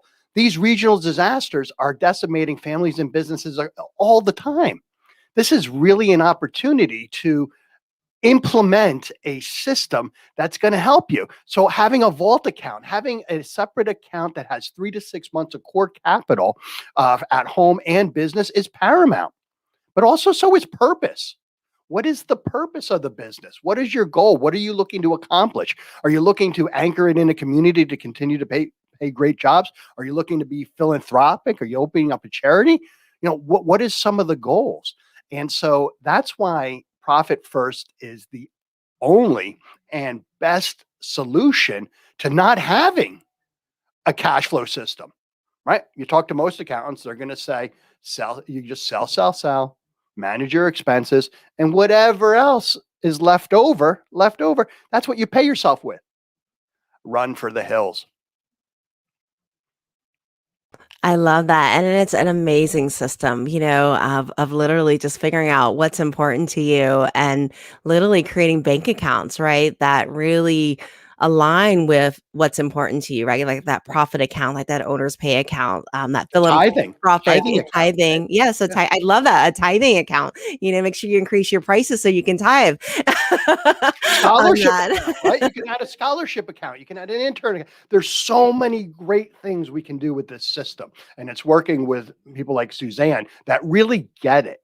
Like not just a little bit, but really gets it. I love it. Exactly. And it's an amazing system and it's changed so many lives. What you've seen today has just been a tip on the iceberg of lives that it's changed. It's just been an amazing, amazing, amazing system. Well, I wish I could hug Dr. Wells because what he was saying, people experience profit first in very similar fashions. The first thing that it's like the ice bucket challenge. Right? When you're first starting to understand what position you're in, and that's fine. The next is relief. I've got a plan. I've got a plan on how I'm going to do that. Then when you're relief, you're executing the plan. That's empowering. For the first time, many business owners are in control of their money. When they're moving that money and making that allocations, that's a huge shot of endorphins. Gets you jacked. Right? And so now have relief. You're empowered. Next, what comes next? Focus. You heard the doc talk about it. He's focusing on growing his business because he knows the other stuff is already taken care of. So I don't mean to go on and on and on, but I love this stuff so much. No, it's amazing. And it's definitely amazing with that. And so, Ron, just tell me, I'm just curious. I'm sure our viewers are curious too. When you see people have challenges in Profit First, tell me what are the challenges that you tend to see them come up against when they run into roadblocks in Profit First? Biting off more than you can chew. It's the number one way to get in trouble with Profit First is trying to start with the percentages in the book. If you can't start with the percentages in the book, that's very common. So it's the only time I actually tell a business owner to lower the bar, right? So, maybe you don't open up every single foundational account. Maybe you have a couple. Maybe you don't start with those percentages in the book, but you start with lower percentages. And what you're doing is Profit First is a living, breathing system, right? You're looking at the taps, you're growing, you're thinking things, but you have to build that Profit First muscle memory, right? You can't just go into a gym and bench press 300 pounds the first time, I'd crack myself in half. Just like Profit First. You can't just take 20% out of the OpEx and start slicing and dicing it all over. That's why working with a pro is so important. The second mistake that people make is thinking that they can do it on a spreadsheet, thinking that they can do it without the bank accounts. And I've seen too many mishaps happen. The bank accounts are some of the best guardrails in place. They're strategically there for a particular reason. So if you're trying to do it on spreadsheets or in a QuickBooks or Xero, it's going to happen that it is going to get messed up. Right. And so the reason why this is designed this way is to work with your human behaviors. You're going to revert back to the old way. So 1, biting off more than you can chew. Okay. 2, trying to do it on spreadsheets and not really going to the bank and doing it properly. I love that. I love that you have to work with that natural human psychological and biological makeup, right? Because Yeah. if you make it too hard for yourself, you won't succeed. It's creating systems that automate things for you that are true fail-safe, right? And being able to just take advantage of that momentum and physics, right? Of just moving from one account to another and creating that. So it's so easy and it's worth it. So get your tuchus off the butt, get off the couch and go down to the bank, right? Or call the bank. You can do this stuff online now, but it really does make a world of difference. Oh yeah. I'm surprised like now you can actually start bank accounts online. You used to have to like go and see your banker, and now Yeah. within a matter of seconds, you can set one up for that. So Ron, tell me about Profit First for Minority Business Enterprise. Why is this needed and why now? Yeah. So, and this was a very serious conversation that we had, Susanne. I remember you coming into Mike's office here and we were discussing it. And, this is no little joke. This is something huge. This is bigger than Profit First. It's bigger than a Mike and I itself. This is an opportunity for a community that's been oppressed to really, in my opinion, stick it to those that want to oppress. This is a learning tool. This is information that we all wish we had. We have this information. So if minority businesses can be profitable, can understand their cash flow, they're paying themselves, they can hire. When they can hire, people have jobs. When they're successful, that's a big FU to those that don't want you to be successful. That's why this is very important for the community. Thank you, Ron. That is absolutely amazing, and thank you for sharing that. I definitely Yeah, appreciate so it. I don't mean to be crude, but it's today's a very important day. It's the anniversary, George Floyd, that horrible tragedy there. This is just one little step in a bigger correction of that all of us are working towards. And I'm happy and proud to say that you're leading it, Susanne. You're really helping from a business practical application and focusing on this. And I'm so excited. I can't wait for this thing to really take off. I am so excited for the next 10 years just to see the up level in the communities from the jobs that we're creating from you guys. You when you build these healthy, profitable businesses, just the impact that you're going to have in the communities. I am just going to be so proud and so excited when in 10 years from now when we see all that change. That is going to be when we see the absolutely amazing. stats. The stats are going to be telling. The stats are going to lie. If we can increase the survivability of minority startups, that's a win. If we can increase the survivability of those startups to year 5, to year 10, to generational turnover, generations, how great would that be? That would be amazing. I'm so excited about that impact. And so Ron, if you could leave us with one piece of advice, then it could be business or personal for our viewers and listeners, what would that piece of advice be? I give the same piece of advice every time I am asked that question. And it's pretty simple. Do what you say you're going to do by when you say you're going to do it, and do it 3% better than expectations. I If love you it. do that, you will be a rock star owner, a rock star employee, a rock star in general. Do what you say you are going to do by when you say you're going to do it, and do it just a little bit better than expectations. Boom. I love that. Oh, we get biblical here. Let your yes mean yes and your no mean no, right? Right. Exactly. Thank you, Ron, so much. It has been an honor to have you today. No, the And honor's all mine. Know that, and know that I appreciate you as a member, but more importantly, as a friend and a person. Congratulations! This is a special day for you, and well deserved. I wish everybody could give you claps if we. oh, everybody can give you a virtual clap, right? You can give me a Yeah. virtual clap, virtual thumbs up, right? Thank you so much. And thank you for supporting Profit First and Minority Business Enterprise and partnering with me and allowing me to bring this message to the world. It is so important. And it means a lot to me that I got to be part of this. So thank you Yeah. very much for supporting me and with the brand on Profit First for Minority Business Enterprises. Anytime. You got me on speed dial. Thank you, Ron. All right. Thanks, everybody. All right. Thank you. Thank you, Ron, so much. That was amazing. Amazing share, amazing just information. At this time, I'd like to take this opportunity just to read an excerpt from my book, Profit First for Minority Business Enterprises. And it's from chapter 10 of the book. So you guys that have got the Kindle version, you can read it along with me. For you guys that are having books, it might be coming today. And if not, I'm going to read it to you. So you're going to have it. And I'm going to share this chapter because today is a very special day. Today is actually, it marks the death of the anniversary of George Floyd. And when I wrote this book, George Floyd's death had literally just occurred as I was writing this book. And just as I was getting to this chapter 10, his death had just occurred and our country was literally in an upheaval. So I'm going to go ahead and read this chapter for you guys that are following along on your Kindle version. It's chapter 10, and I think it's like section 161, but it's called Do Work That Matters is what it's called. And so I'm going to read that for you.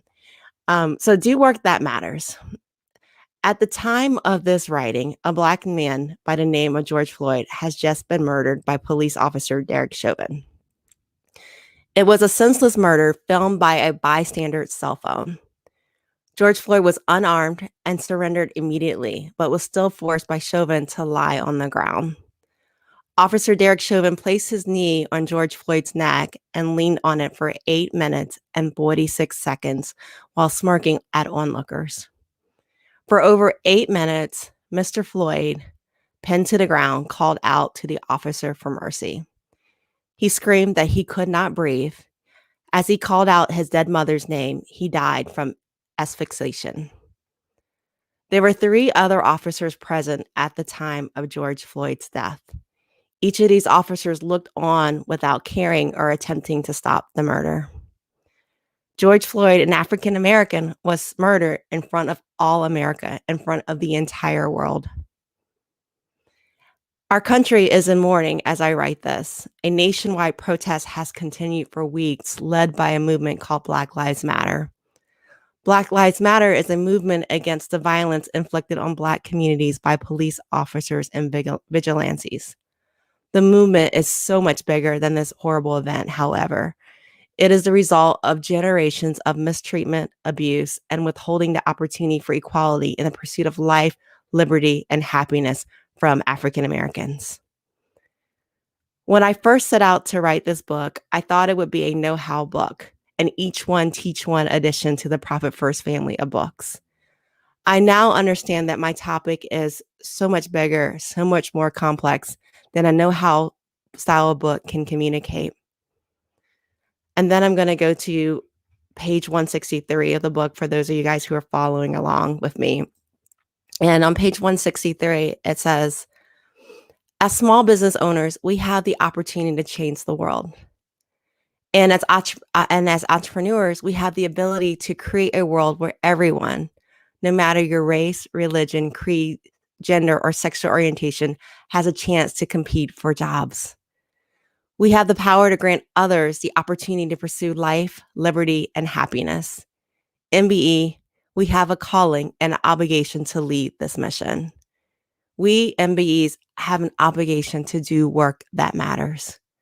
When we create healthy and profitable companies, we did not only change our lives and our family legacies, but we also change the communities around us.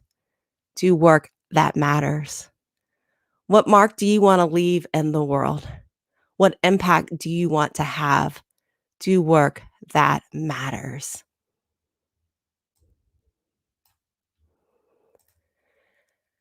At this time, I would like to have Rachel come to the platform. Thanks, Suzanne. That was beautiful.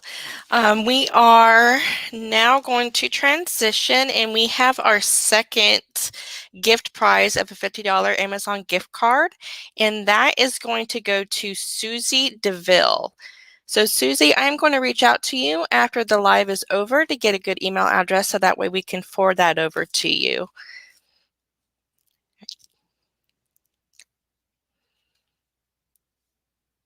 We got Susie DeVille. So Susie DeVille, you are our prize winner. Definitely Rachel will reach out to you so that you can get that prize. We're doing an e-gift card. So $50 Amazon gift certificate. Rachel will reach out to you in the chat through Messenger. We have one more prize left. So again, if you are just joining us, make sure you give StreamYard permission to see your name so that we can see you, so you can put your name in the chat, because we have to know that you're here in order to give you the prize. We're using a randomizer. So when you use the randomizer, literally, you will be able to get your name into that drawing for that Amazon gift certificate. So please, congratulations, Susie DeVille, on winning our Amazon gift certificate. Rachel will reach out to you. If you're just joining us, make sure you go ahead and put that information in there so that we can get you part of that. So our next guest, I just accidentally peeked in the back room and he's already here. I'm so excited. His name is Eric Solomon. Like, Eric is really, really dear to me. I have actually worked with Eric, I want to say almost like 3 years. He is an amazing entrepreneur, amazing creative. I mean, like, this guy's ideas are brilliant. If you ever want to get like a t-shirt printed or a hat, this man will do it, and he will do it well with an artistic flair that you've never seen. His name is Eric Solomon, and I wanted Eric to come on today because I wanted him to talk about Profit First and really just his experiences with Profit First, working with me, his challenges, and I have so much respect for him and his company, and just how he has really just made this incredible enterprise that has really created opportunities for those in our community. So please join me in welcoming Eric Solomon to the platform. Hey, Eric, how are you? I'm good. How are you? Good. I'm so excited to see you. You as well. Thank you for having me. Congrats on the book. I'm sad that I didn't win the gift card though. So I don't know. Maybe that's got to come over later via email. We got one more gift card. Okay. Did you? I'm going to be the winner. I know it. I know it. I have a feeling, right? I have a feeling. Now we have to convince people we didn't rig the competition, after this is over.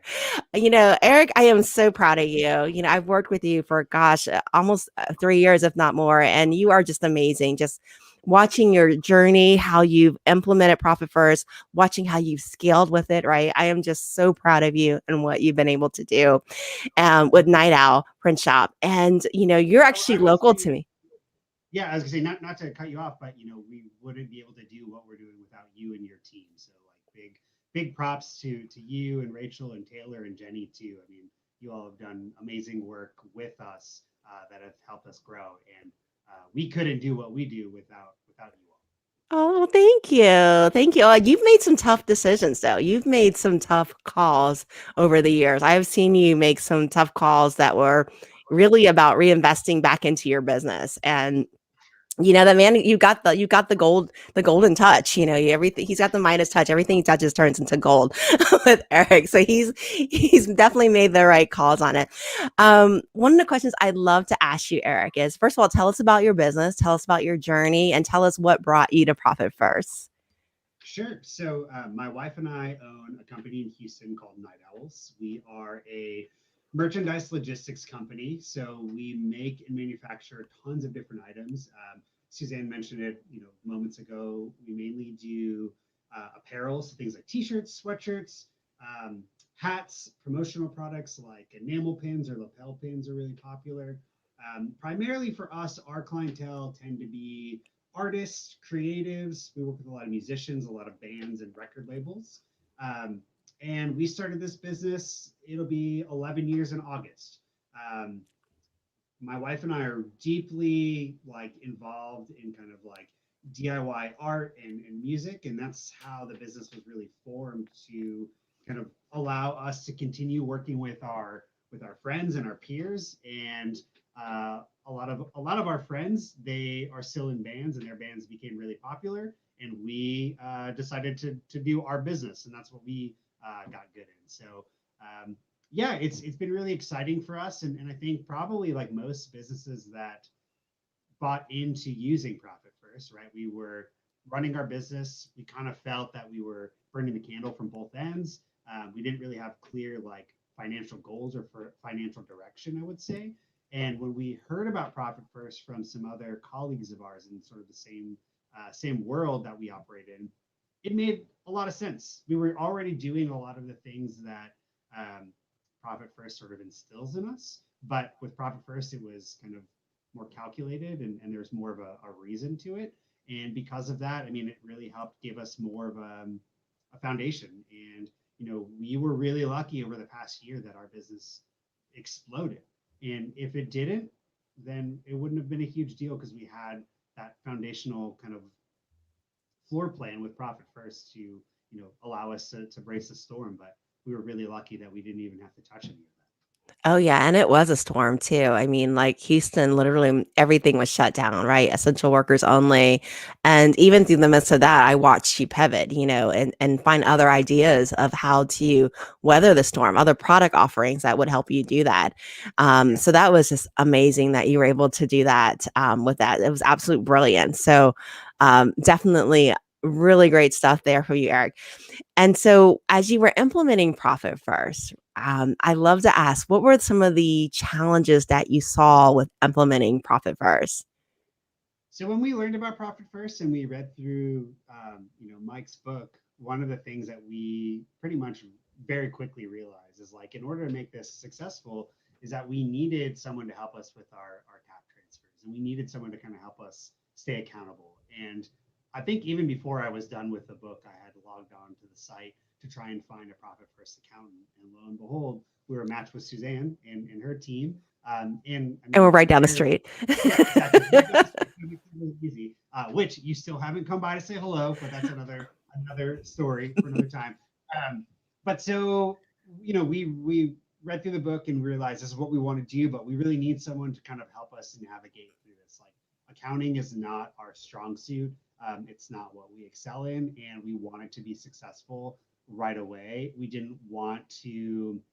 I don't want to say we didn't want to like figure it out. That's not the correct way to do it. But we were more focused on doing it correctly right away, as opposed to struggling to figure it out. So for us, the benefit of working with a CPA firm like yourself, it made the process that much more easier. You said, these are the rules. This is how it works. This is what we're going to do. We can tweak certain things. We won't tweak other things. We said, okay, like, you guide us, and that made the process that much more streamlined, at least in my opinion. Well, thank you. Thank you. And even with the tweaking though, Eric, there were times that we had to go outside of the model, right? In order to because you were a scaling business, right? You were scaling, and you've grown substantially even since we've talked, right? You brought in your own in-house accounting team at this point, just because you've grown to that point that you were ready for that. And so that meant we had to reconfigure some of the target allocations and the taps to even reinvest in some of the equipment that were more next gen type of equipment, right? In order to do that. Yeah, and I think, I don't know about a lot of other businesses that are running Profit First, but with us, I mean, with my wife and I, we made it like pretty clear that we would rather invest money back into the business, whether that means like kind of state of the art equipment, or, paying our team more, or offering more benefits. Like, that was something that we were really like willing to, kind of, I don't want to say sacrifice, but we were definitely willing to make that happen within Profit First. And that meant tweaking the model a little bit. That meant saying like, we don't need to pay ourselves so much because we want all these other things to happen. And I think even for your team, that's probably not really heard of that often. But I think that's one of the cool things about Profit First, is that it gives you these kind of guidelines to follow, and you can follow them to the T and be successful. But you can also go in and modify it if you want. And we found flexibility within that. Definitely. And there were guardrails too. There were guardrails in the target allocation percentages that even as you adjusted your goals, there were guardrails in terms of set percentages that were still going away towards profit. And we still made sure you got your owner's pay with that. So there were Yeah. always guardrails on there. And so Eric, I have to ask you, so like looking back at your journey and Profit First, tell me what's some of the biggest benefits? What were some of the biggest rewards that you got from being on Profit First? Stability is the first thing that comes to mind. And, we may not have enough money put away to pay every bill all the time, but if a tax bill comes up or something unsuspected, we don't have to freak out figuring out how are we going to pay for this. Like, we have our vault account, we have our Profit First account, we have a tax account. I mean, just the simple fact of having funds set aside for not if something happens, it's when, right? We know that we can handle it without having to kind of pivot and shut down certain things. Like, we feel prepared, and that gives us a really good, almost kind of like I'm knock on wood saying this, but like an invincible feeling, right? Like we can gamble a little bit and take risks that maybe we wouldn't have been able to do before. And for us, that's a huge win. So again, thank you for your help and your team as well, helping us kind of navigate through our journey. Oh, you're absolutely welcome. And it's been an honor. It's absolutely been an honor. And one of the things that Profit First does is, every quarter you build up into this profit account, right? You make transfers on the 10th and 25th of the month in order to build up this profit account. And what happens at the end of each quarter is you literally take half of what's been accumulated in your profit account and you transfer it into a vault account far, far away, right? That you're not supposed to touch, see, even remember that you have, right? And it builds up this retained earnings for you, right?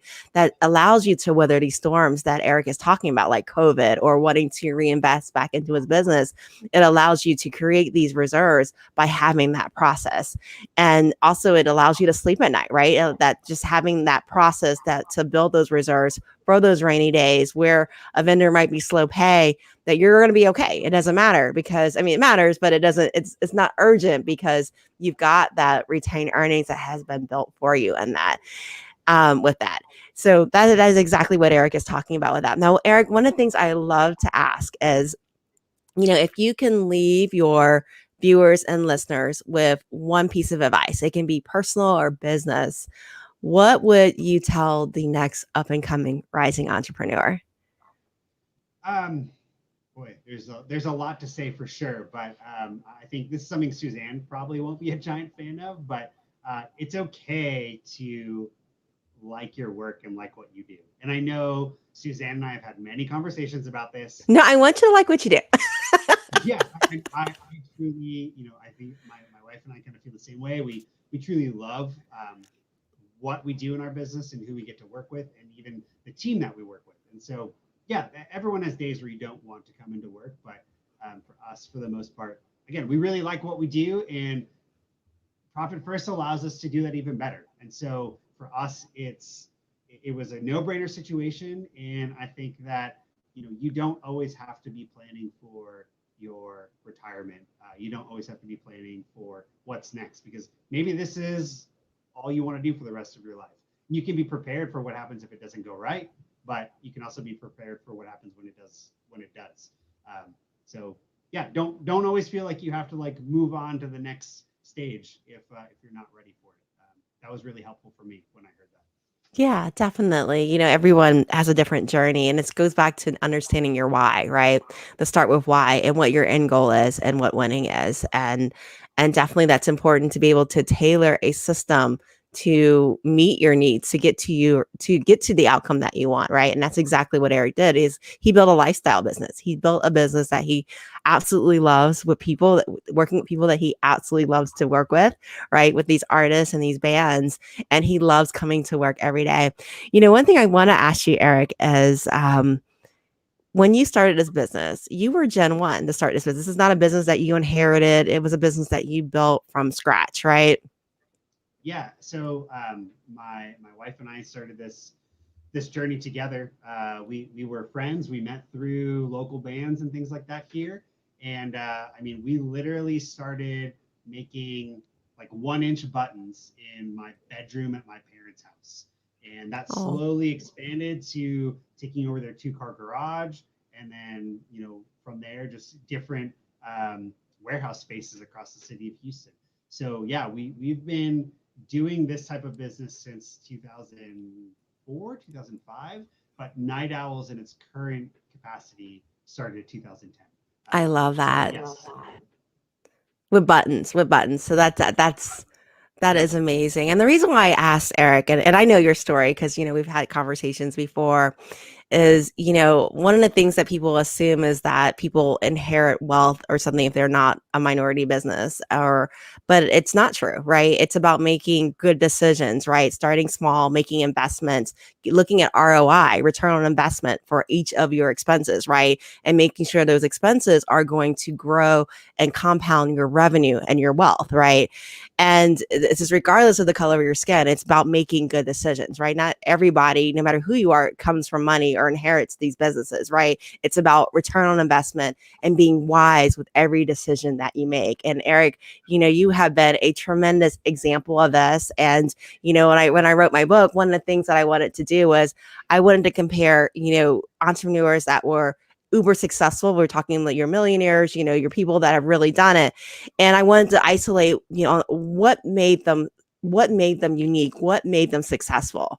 And I think you're a tremendous example as you use that concept. How am I going to grow my wealth? How am I going to grow my business? I'm going to super serve my client because I have, you know, Eric is super passionate about when he puts his stamp on something, when something has that night out on it, it is the best product out there. Okay. It is the best. He's not going to put back shoddy work. If broken t-shirts come to him, he's going to get you another t-shirt. He's not going to try to sew this up and repair it and put your label on it. He's going to put his best work out there, and every expense that he's putting out there is going to have a return on investment, right? He's looking for that 3-4x on there to make sure that it's a great investment that he's making. And that's how he's been able to scale his business and be successful from a Gen 1 perspective. A Gen 1 perspective, he was able to do that. So thank you, Eric. And the other thing I would just throw in there too is that like everything that we do, we also try and really ensure that, it's easy for us as an owner to say, we're just going to pull all this money out of the business and, be millionaires. Fine, whatever. But we have no intention of doing that. Like we also want to ensure the staff that's working for us, that they're taken care of and that they're working in an environment that they want to be in, because we feel that takes whatever our goals are, whatever our business valuation is. And for us, it doubles or triples it, because now we have people that they want to make a difference in what they're doing, and they're working because they're proud of what they're doing. And that's been like a huge thing for us over the past 2 or 3 years as well. Oh yeah. And that's how you're going to run a business that will one day run without you. Exactly. Is by having a team that owns the business. Maybe not physically owns it, but they own it mentally, and having them all on board. That's exactly right. And I think that's one of the great things about the artist mentality, which I like to call you the art. It's more of a we approach to business versus an I approach. And I've always admired that about you, Eric. Thanks. Thank you very much. And thank you for asking me to talk on this. And again, congratulations on the book. It's very exciting. Thank you. Well, thank you for being part of my journey. And it's been an absolute honor to be able to work with you and Val and Night Owl, and just to see you guys just on your journey and grow has been an amazing privilege for me. So thank you very much for allowing us to be part of your journey. Of course. And thank you so much again. We couldn't have done it without you all. Thank you. And sharing your wisdom. Thank you, Eric. Of course.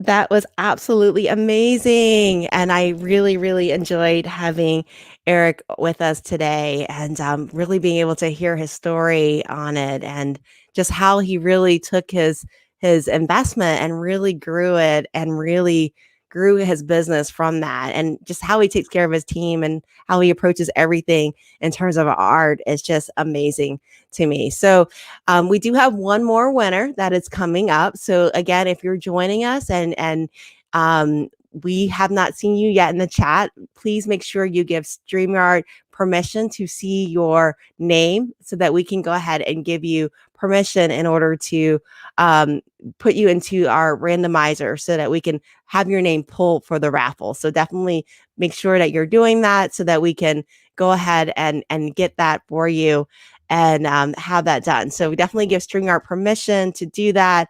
And I would think that would be absolutely amazing. Also, we have some amazing bonuses that are for today only, just today. So if you have not ordered your book, please make sure you go to Amazon.com or ProfitFirstMinorityBusiness.com. Thank you, Kelsey, for reminding me. And go ahead and order your book. Order your book, Profit First for Minority Business Enterprises by Susanne Mariga. And let's go ahead and order one for your friends if you already have one for yourself.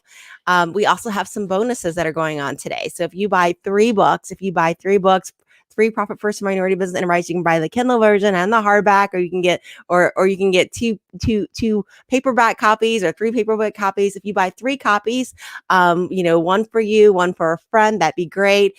And definitely make sure that you order those. And then if you go to Profit First Minority Business, there's a website that you'll click, a link that you'll click, and it'll allow you to email me so that we can get you your tickets to come into a room with Mike Michalowicz and I, where we will literally talk about the writing of the book. And for you guys that have ever been interested in authoring a book, that want to know about the writing process, that want to know about the things that we would have done differently with this book, this is an opportunity for you. Consider it and a return on investment, right? That you can literally, that knowledge, I always say, when it comes to knowledge, I will never stop investing in that. So if you have not ordered your 3 books yet, make sure you order your 3 books. I see a Facebook user that said hello.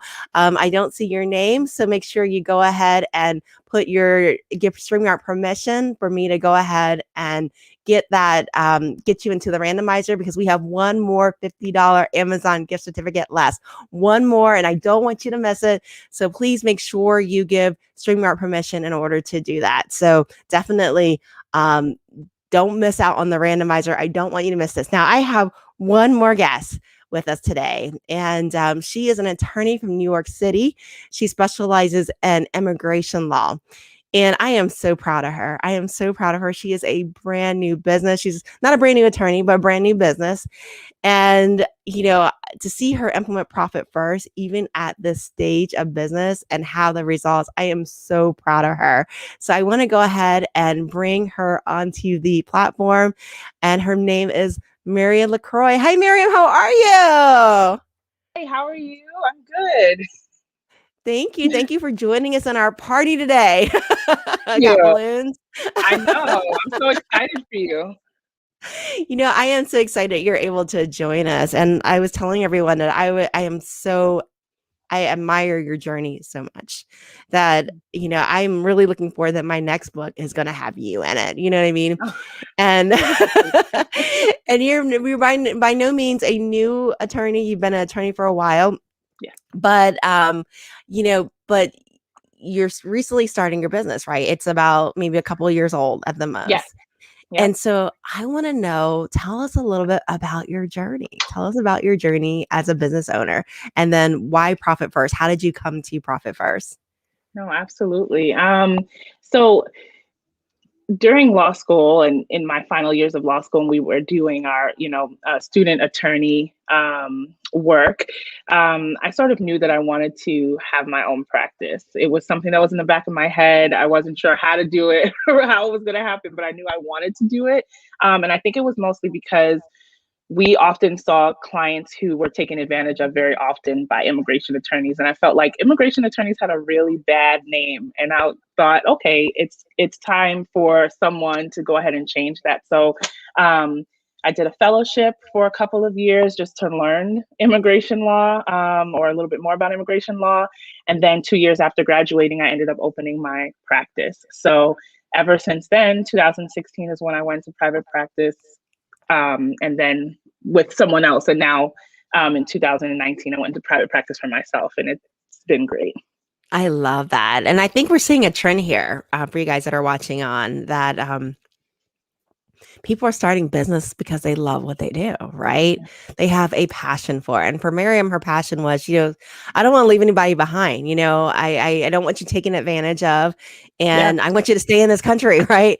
Yeah. And that was her passion, and I know that Miriam, you haven't shared it, but I know a little bit about you.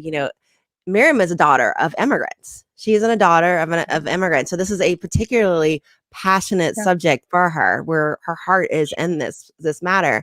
And I think that's important, that people are starting business. They're finding their zone of genius and what they love, and they're coming to work every day super excited about what they do. So I think that's Right. an amazing observation there. Thank you for sharing that, Miriam. Thank you. Thank you. Of course. So tell me, what brought you to Profit First? What made you go, I want to learn Profit First in my business? I think it was the fact that I was making money, but not paying myself. That's the problem.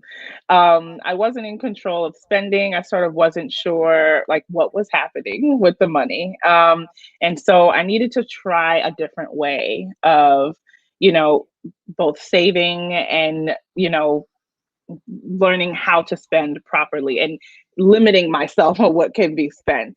And so I would say that that's what brought me to Profit First. Whereas now, I have my salary set aside. There's really no point in me. There's no reason for me not to pay myself. And that has been probably the biggest change, but definitely the main reason why I decided to go with Profit First. I love that. It's so interesting because I remember when I first started my business like 13 years ago. And I always tell the story. I got in the elevator with this guy. We were going to this networking event. And I asked him what he did, right? Because that's what networking is. You ask about Right. people, what they do. And he was telling me about his big old construction company and how it had millions of dollars in revenue. And I remember how like teeny weeny I felt, you know what I mean? But it's interesting because you can have high dollars in revenue, right? But no profit, right? You can Yeah. be in that situation where you have no profit if you don't have a system, because at the end of the day, profit has to be intentional, right? You have to be intentional about your why and what's important to you in order to run a successful business, right? 100%. So Miriam, tell me, I know you're early in your Profit First journey. Tell me about what has been some of the big challenges that you have faced in Profit First. Oh, yeah. As you probably know, I've definitely been I'm happy that I'm able to pay myself, but then I've been a little resistant to it as well, too. I'm like, really? Do I deserve to be paid this much? Is this what I've earned? You kept so many people in this country. What are you talking about? Yeah, it's so hard. It definitely helped me work through that whole imposter syndrome thing. But I think one of the hardest things has been being consistent, and sticking to what is being allocated for certain things. Whatever's in my operating expenses account is what I have for operating expenses, and you can't just dip into profit or dip into your tax account, because then you're affecting something else. And so I think in the very beginning, I was a little I was struggling with that a little bit. And I think now I've gotten used to it and more comfortable with it, and, definitely understand more about where things are going, and limiting my spending for sure. So that definitely was a difficulty for me in the beginning. I love it. So learning to trust the process then, and just Yeah. letting the cash management do what the cash management is supposed to do, right? With those Yeah. target allocation percentage transfers, and just Yeah. trusting the process was the For big sure. challenge for you. And Mhm. it's just over time, right? Getting comfortable with Yeah. the system and just letting it go. And with that, have you found that you've had to make some hard decisions, right? With implementing Profit First? Yes, definitely. Like, not this not very hard decision, but like I'd have to make decisions that were more reasonable, like not getting a printer on lease, because now I'm thinking more long term, and not just right now, like, oh, it's only $80 a month, but like $80 a month for the next 7 years doesn't make any sense, right? It makes more sense to buy a printer that buy what you need and buy it outright now, and not spend, $5,000, down the line for the whole 5 to 7 years you have it. So definitely there have been difficult decisions, but I'm happy I've had those difficult conversations with you and myself, so that I'm doing things the right way. I love that. So really controlling fixed costs, right? Meaning that, these are costs that it's going to be hard to get rid of these costs, right? If they're fixed. If you have that printer, copier machine, that if your business changes or like COVID, like a lot of us had to go home, right? In the middle of COVID, Yeah. And not having those fixed commitments frees you up to be able to hire your dream employee, right? Yes. Or the dream team Yeah. player on that. Yeah. Which is what it allowed you to do, which is really amazing. And maybe a couple, Mhm. I think you got a few coming in through the pipeline, dream employees pretty soon. If you keep Yeah. having the amazing growth, because you're such a spectacular attorney, that you continue to have that, you're going to need some more help soon. I can Yeah. predict that in your future. Yes, I agree. So tell me, Miriam, what have been the wins? What have been the wins for you in Profit Oh. First? Well, I'll say number one, and I think as an entrepreneur, I think a lot of like CEOs don't actually realize the importance of this, but knowing your numbers. Before, I was just sort of flying by the seat of my pants. So, like, I wasn't paying attention to numbers at, how much money I brought in this month, or what was last quarter, or what was even last year. I didn't pay much close attention to that. And I think that's one win, is that now I know those things and I pay attention to those things. Another win, as you previously mentioned, is hiring, right? That before I thought that would be impossible. But now that I have more of a handle on spending, I know that that's something that I can afford. So that's probably the biggest win for me right now, because having who I have is invaluable, and hopefully I'll have more soon. Oh, yeah. And it's interesting because, here's a little tip for those of you guys who are implementing Profit First. I have clients that actually create sub accounts of OpEx. And so, like, if they have an employee, right, one of the biggest fears that I get from entrepreneurs, especially when they're just at that point of starting to hire somebody, is there's a fear of like, oh my gosh, I'm responsible for somebody's family. I'm going to be responsible for somebody's family. That's scary, right? And what they've done is they actually create these little sub accounts within OpEx. So they might create an employee payroll account, which is separate from the owner's pay account. So they can fund that payroll account, and they'll always know, at least I'm going to be able to cover payroll. That's one of my priority expenses in my OpEx. Now it's in my OpEx. I'm not taking the money from anywhere else, but it's in my payroll that I can start to fund that. So that's a really great tip for budgeting in the world of Profit First. So Miriam, as you start your journey, or you're not you're a couple of years into it, so I wouldn't call it starting the journey anymore. They said 50% of small businesses would have failed within the first year. So you're like way beyond that. So you're awesome. Great. That's great. No, you're awesome. And most of our clients, they actually stay in business, way beyond 10 years plus, right? Like Eric, who left the platform. But tell me about if you could leave our rising entrepreneurs with one piece of advice. It could be business or personal. What would that advice be? I think that advice would be twofold and related more so personally. One, take care of yourself. And by taking care of yourself, that means, catering to your own needs. Your business is important, of course. But if you are not okay, then nothing else matters. So that is really important. And then part of that is paying yourself. And I think that we often think, okay, that's fine. I don't need to pay myself. I'll just pay my staff. I'll pay everything else instead of myself. And you realize that it's going to take a toll on you because it'll become a pattern. This month you don't do it. Next month you don't do it. And so you should make yourself a priority. Exactly. We don't want any better roots growing up in our businesses, right? So we got to pay ourselves first. Exactly. And make it a habit too, right? Yeah. Make it a habit that you're doing that, and a system that allows you to do that. Thank you, Miriam. I'm so excited about watching your journey continue on. And like I said, you're going to be in my next book. So I'm super excited about that. I would love to. Can't wait. Yeah, definitely. I can't wait either. So thank you, Miriam, for joining us today on our platform. Yes, you're welcome. Thank you so much for having me. Thank you.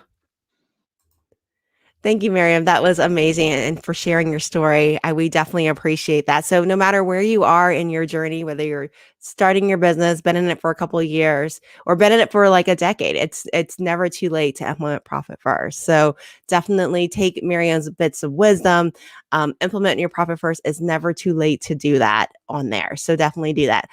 Also, if you have not bought your books yet, we have the bonuses. We have the bonuses. Yes.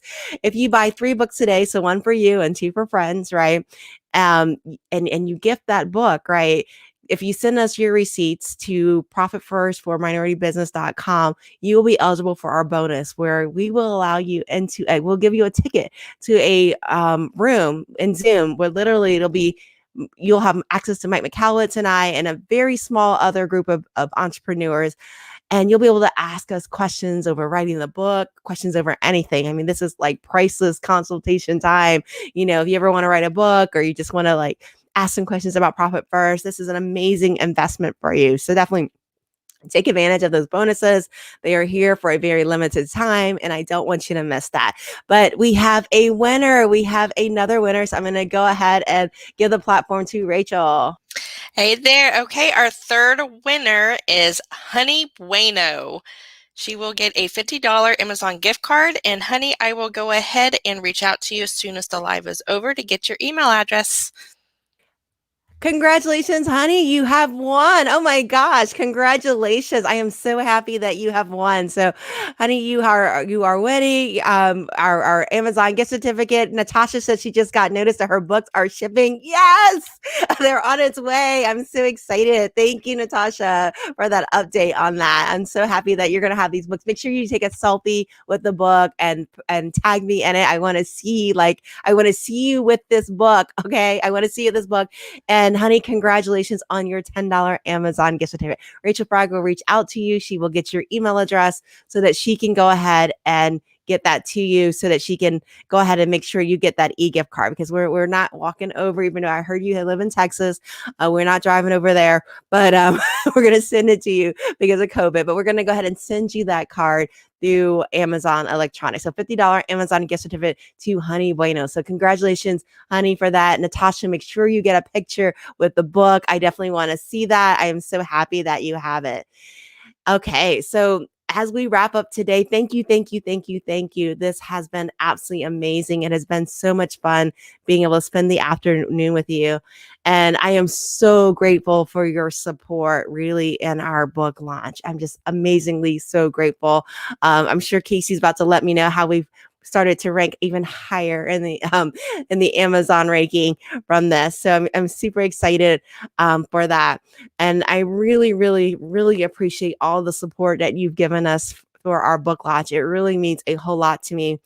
And it's really interesting because when I first began to write this book and as an author, I had a completely different idea of what it would be like to write this book, right? As an innocent first-time author, I literally thought that you just go away into this dark room with your laptop. If you're a guy, you start to grow facial hair, and you're alone for like months at a time, and maybe even a year writing this book. But one of the biggest things that I found from writing a book is that you don't do it alone. It takes a village to be able to write a book and bring a great book to market. And there are so many people that I want to just reach across the screen and just thank you for helping me create a masterpiece because frankly, I couldn't have done it without you. I absolutely could not have done it without you. I'd like to thank Mike Michalowicz, first of all, because, just the idea of profit first, just even the words profit first, it has just literally just changed so many lives, right? Just the concept of profit first. Who would have thought that you could have taken small plates and a diet and created millionaires from these small plates, right? And just the concept was just amazing of just this innovation that he did with creating the whole concept of profit first, because this concept of profit first has changed so many lives, including my own. And so I want to definitely thank Mike Michalowicz for allowing this idea, creating this idea that really has changed the lives of so many. I also want to thank the top 3 books workshop and my developmental editor, Anjanette Harper. Anjanette was my developmental editor. And what would happen was, I would write my stories and I would write what I thought was a great chapter. And she would go, you know what? I think we need to move this around a little bit. You need to start this chapter on your bicycle. And I'm like, I don't want to start my chapter on the bicycle. She goes, no, no, no. This is going to be powerful if you start this chapter on your bicycle. And so we would literally, just take scripts, take lines of the manuscript and just move it around. And she helped me literally create this masterpiece. And our book ended up being selected as an editor's pick for Publishers Weekly. First time author, editor's pick, Publisher Weekly. Who would have known? And then we got even selected in Kirkus Review. So, again, just having that amazing thought and knowledge for that, just amazing partnership with Anjanette in order to create this masterpiece. I also want to thank our editor and typesetter, who was Zoe Bird and Choi Messer, for their editing and their typesetting. I also want to thank my own internal team. And this is the past team as well as the present team, because without their hard work and the lessons that they taught me, this book would not have been possible. Because at some point, as you guys grow and scale your businesses, I'll tell you this, you're going to learn more from your team than they're going to learn from you, because literally it's you just learn so much about yourself from managing other people, right? You learn so much about the world from managing other people. And I am so grateful for my team, whether it be the current team or the past team, so grateful for them. And I'd like to thank my family, my husband, Jeff, and my kids, Florence and Emmanuel, and my parents also, just for being able to share in life's adventures, because of their adventure or their patience, they really allowed me to really be able to learn these lessons, right, that I have in order to share with you. I also want to thank my street team, my launch team, Amber Vilhauer and her team, for helping us really get this message out into the world. Also, my amazing street team that are out there. So many people were like, you got to read this book. They're absolutely amazing. I love my street team that really got this message out there so that this book could be a game changer. I want to thank them also for it. And also, I want to thank you. I want to thank you for being here today and being part of my life and this adventure on this particular day, because this party would not have been a party without you. So until next time, may the prophets be with you.